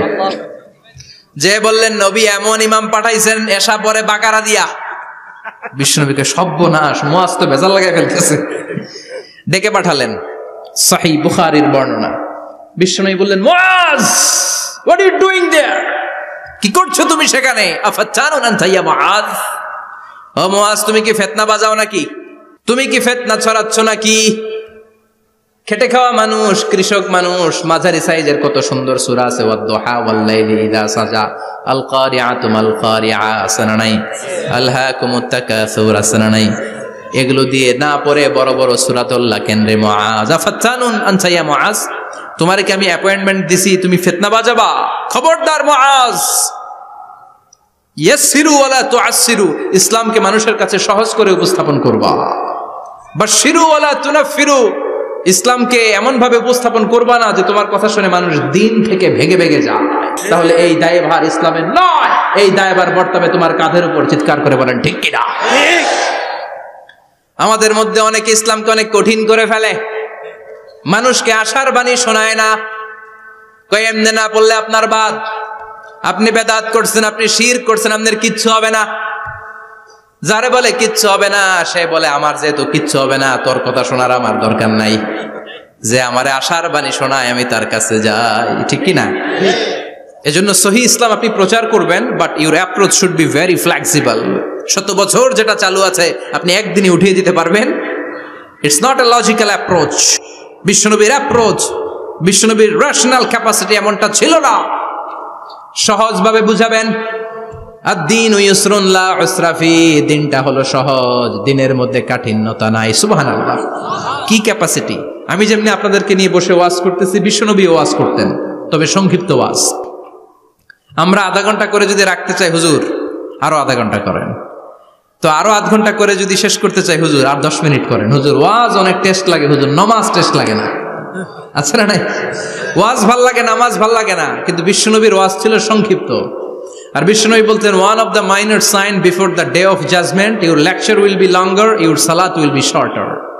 কিয়ামতের আগে তোমাদের লেকচার, ইসলামী লেকচার লম্বা হবে, নামাজ হয়ে যাবে সংক্ষিপ্ত। এই আলামত সমাজে আছে না নাই? বিশ্বনবী সংক্ষিপ্ত কথা বলতেন, আর ওনার বুদ্ধিবৃত্তিক ক্যাপাসিটি কাজে লাগিয়ে তিনি বুঝাতেন। হাত দিয়ে ইঙ্গিত করতেন, আঙ্গুলের বিভিন্ন ব্যবহার সমাজে আছে না নাই? এরকম করলে এটারা লাইক বলে না, এরকম করলে বলে ডিসলাইক। আবার ক্রিকেটে এরকম করলে কয় ছক্কা, আবার একটা উড়াইলে কয় তুই যা। একটা মানে কি? আবার বিজয় দেখায় কেমনে? কথা কন, ভিক্টরি। আছে না নাই? বিশ্বনবীও এটাকে মডার্ন টিচিং মেথডোলজি বলে। আধুনিক শিক্ষা পদ্ধতিতে এখন দেখবেন যে আগে ব্ল্যাক বোর্ডে লিখতো, এখন হোয়াইট বোর্ডে লিখে মার্কার দিয়ে। আগে বই থেকে বুঝাতো, এখন ভিজুয়ালাইজ করে, ভিডিও দেখিয়ে শেখানো হয়, ঠিক কি না? বিশ্বনবী এটা করতেন। বিশ্বনবী একবার কিয়ামতের ওয়াজ করছেন, দুইটা আঙ্গুলকে এরকম করে বললেন, আনা বুইসতু আনা ওয়াসসাআতু কাহাতাইন, এই দুইটা আঙ্গুল যেমনি কাছাকাছি, আমি এবং কিয়ামত এরকম কাছাকাছি নাজিল হয়েছি। আমি এবং কিয়ামত এরকম কাছাকাছি। বুইসতু আনা ওয়াসসাআতু কাহাতাইন। আবার বলতেন, আনা ওয়া কাফিলুল ইয়াতীমি কাহাতাইন, আমি এবং ইয়াতীমের রক্ষণাবেক্ষণকারী এই দুইজন জান্নাতে এরকম কাছাকাছি থাকবো। কোন সুবহানাল্লাহ। এরকম আঙ্গুল দিয়ে বিশ্বনবী বুঝাতে চাইতেন। আবার মাটির মধ্যে খেজুর গাছের ডালা দিয়ে লম্বা একটা দাগ টানলেন, ডানে বায়ে অনেকগুলো দাগ টানলেন। সাহাবারা বললেন, এটা কি? বিশ্বনবী বললেন, এই যে দাগটা দেখলা, এই দাগটার নাম হলো সিরাতুল মুস্তাকিম। চিল্লায় বলেন, এই দাগটার নাম কি? সিরাতুল মুস্তাকিম। আর ডানে বায়ে ছোট ছোট যে দাগগুলো দিলাম, এগুলো হলো সুবুলুশ শয়তান, শয়তানের রাস্তা। সিরাতুল মুস্তাকিমে উঠলে শয়তানের রাস্তা থেকে অনেক হাতছানি আছে না নাই? ডানে বায়ে তাকানো যাবে না। সিরাতুল মুস্তাকিমে যে তুমি উঠেছ, চলতে থাকে বা চলা শুরু হলো দুনিয়াতে, শেষ হয়ে যাবে জান্নাতে। সুবহানাল্লাহ। বিশ্বনবী মাঝে মাঝে বুঝানোর জন্য প্রশ্ন করতেন, কারণ প্রশ্ন ছুড়ে দিলে মানুষের মধ্যে জানার আগ্রহ বাড়ে না কমে? কথা বলেন। আমি যদি একটা প্রশ্ন করি আর বললাম উত্তর দেন, কেউ পারতেছেন, একটু ঠেকা ঠেকা ভাব, ঠেকে যাচ্ছেন, তখন হুট করে উত্তরটা বললে এটার জীবনে ভুলবেন না, ভুলবেন? কারণ ওই যে ঠেকছেন, শিখছো কোথায়? ঠেকছি যেথায়, ঠিক কিনা? বিশ্বনবী প্রশ্ন করতেন। বিশ্বনবীর এই প্রশ্নটা বলে শেষ করছি। বিশ্বনবী সাহাবাদের মাঝখানে ওয়াজ করতেছেন আর বলতেছেন, ইন্না মিনা শাজারি শাজারা লা ইয়াসকুতু ওয়ারাকুহা মাসালুহু কামাসালিল মুসলিম। বললেন, আমাদের এই ভূখণ্ডে এমন একটা গাছ আছে, যেই গাছের পাতা ঝরে না, এই গাছের দৃষ্টান্ত মুমিনের দৃষ্টান্তের মতো। বলো তো গাছটা কি? কে জানো? কেউ কথা কয় না। কি গাছ? কি গাছ? কেউ কথা কয় না, কেউ বলতে পারে না। কেউ বলে শাজারাতুল বাওয়াদি, ওই ক্যাকটাস গাছ, পাহাড়ি গাছ, ওই গাছ, সেই গাছ, কেউ বলতে পারে নাই। বিশ্বনবী বললেন, কেউ পারো নাই? সঠিকটা শুনে নাও, ইন্নাহা নাখলা, এটা খেজুর গাছ। সুবহানাল্লাহ পড়েন। সাহাবীরা ভাবছে এটা তো ঘরের পাশে আছে, এটা মনে কয় নাই। সব ঘরের চিপায় আরব দেশে খেজুর গাছ, সাহাবারা ভাবছে এটা তো ঘরের গাছ, এটা মনে হয় জিজ্ঞেস করে না, এজন্য দূরে দূরে চিন্তা করছে। কোন সুবহানাল্লাহ। সব সাহাবীরা বাড়িতে ফিরে গেলেন। ওমরে ফারুক, ওনার ছেলে আব্দুল্লাহ ইবনে ওমরও গেল। আব্দুল্লাহ বলে, আব্বা, বিষ্ণুনবী যে জিজ্ঞেস করেছিল, বলো তো কোন গাছের পাতা ঝরে না, যেই গাছের দৃষ্টান্ত মুমিনের দৃষ্টান্তের মতো? আপনারা কেউ পারেন নাই, আমি কিন্তু জানতাম এটা খেজুর গাছ। ওমরে ফারুক বললেন, বেটা কইলি না কেন? কইতে পারলে নবীর সামনে আমার কলিজাটা এত বড় হয়ে যেত। সুবহানাল্লাহ। আমার কলিজার টুকরা ছেলে পেড়েছে, কেউ পারে নাই। আব্দুল্লাহ বলে, বাপ চাচা আপনারা কেউ পারেন না, আমি কই কেমনে? শরম লাগছে, শরম। সুবহানাল্লাহ কইবেন না? QA session, questioning answering session করে বিশ্বনবী সাহাবাদেরকে শিখাতে চাইতেন। এজন্য এ নবী এমন নবী যে নবীর পুরো জীবনের প্রতিটি ইঞ্চি ইঞ্চি জায়গাতে আমাদের জন্য শিক্ষা আছে না নাই? এই শিক্ষাগুলো গ্রহণ করতে রাজি আছেন তো? যা শুনলাম আমল করতে রাজি আছেন তো? বিশ্বনবীর জীবনী গ্রন্থ বেশি বেশি স্টাডি করতে রাজি আছেন ইনশাআল্লাহ? দু চারজন কইছে খালি, সবাই রাজি আছেন তো ইনশাআল্লাহ? যাদের ঘরে বিশ্বনবীর কোনো জীবনী নাই, বাংলা অনেক জীবনী গ্রন্থ পাওয়া যায়। বিশ্বনবীর জীবনী হচ্ছে আমাদের জন্য মডেল, ঠিক কি না? এবং এই মডেল অনুযায়ী যদি আমাদের জীবনকে আমরা সাজাতে পারি, জান্নাতের দুয়ারগুলো আমাদের জন্য খোলা রাখবে কে? আল্লাহ। আল্লাহ আমাদের সবাইকে কথাগুলো বুঝার ও আমল করার তৌফিক দান করুক। আমরা পড়ি আমিন। আমিন। যতগুলো কথা বলেছি কোরআন সুন্নাহর আলোকে বলেছি, বানিয়ে কিছু বলি নাই। তারপরেও আমার মনের অজান্তে কোনো মিস ইনফরমেশন যদি আমার মুখ ফসকে বেরিয়ে যায়, সেগুলো যেন আল্লাহ তাআলা আপনাদের স্মৃতিপট থেকে মুছে দেয়। আমরা পড়ি আমিন। সত্য, সুন্দর, কল্যাণকর, হকের পক্ষে যা বললাম তার সবটুকুন আল্লাহ তাআলা প্রথমে আমাকে এবং আপনাদের সবাইকে আমলের তৌফিক দান করে। আমরা পড়ি আমিন। আপনারা সবাই ভালো থাকবেন, সুস্থ থাকবেন, সুন্দর থাকবেন, কোরআনের সাথে থাকবেন। সুবহানাকাল্লাহুম্মা বিহামদিকা আশহাদু আল্লা ইলাহা ইল্লা আনতা আস্তাগফিরুকা ওয়া আতুবু ইলাইক। ইয়া রাব্বি লাকাল হামদু কামা ইয়ানবাগি লিজালালি ওয়াজহিকা ওয়া আযীমি সুলতানিক। লাকাল হামদু বিল ঈমান, লাকাল হামদু বিল কুরআন, লাকাল হামদু বিল ইহসান। রাব্বানা যালামনা আনফুসানা ওয়া ইল্লাম তাগফির লানা ওয়া তারহামনা লানাকুনান্না মিনাল খাসিরিন। রব্বুল আলামিন গভীর রাত বিশ্ব নবীর জীবনী থেকে চমৎকার কিছু কথা শুনে আমরা তোমার দরবারে দুটি হাত পেতে দিলাম। আমাদের হাত দুইখানা তুমি কবুল আর মঞ্জুর করে দাও। আমরা সবাই গুনাহগার, গুনাহমদের বেশুমার, এমন কোন গুনাহ নাই আমরা করি নাই।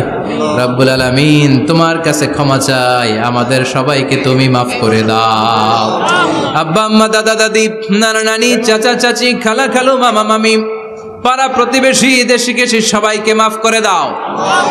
আমাদের যত আত্মীয় স্বজন কবরের বাসিন্দা, প্রত্যেকের কবরগুলোর জান্নাতের বাগান বানিয়ে দাও রব্বুল আলামিন। আজকের এই কোম্পানিগঞ্জের বাজারের মধ্যে আমার শ্রমিক ভাইয়েরা সারাটা দিন খাটাখাটুনি করে তোমার এই কোরআনের বাগানটারে সফল করেছে।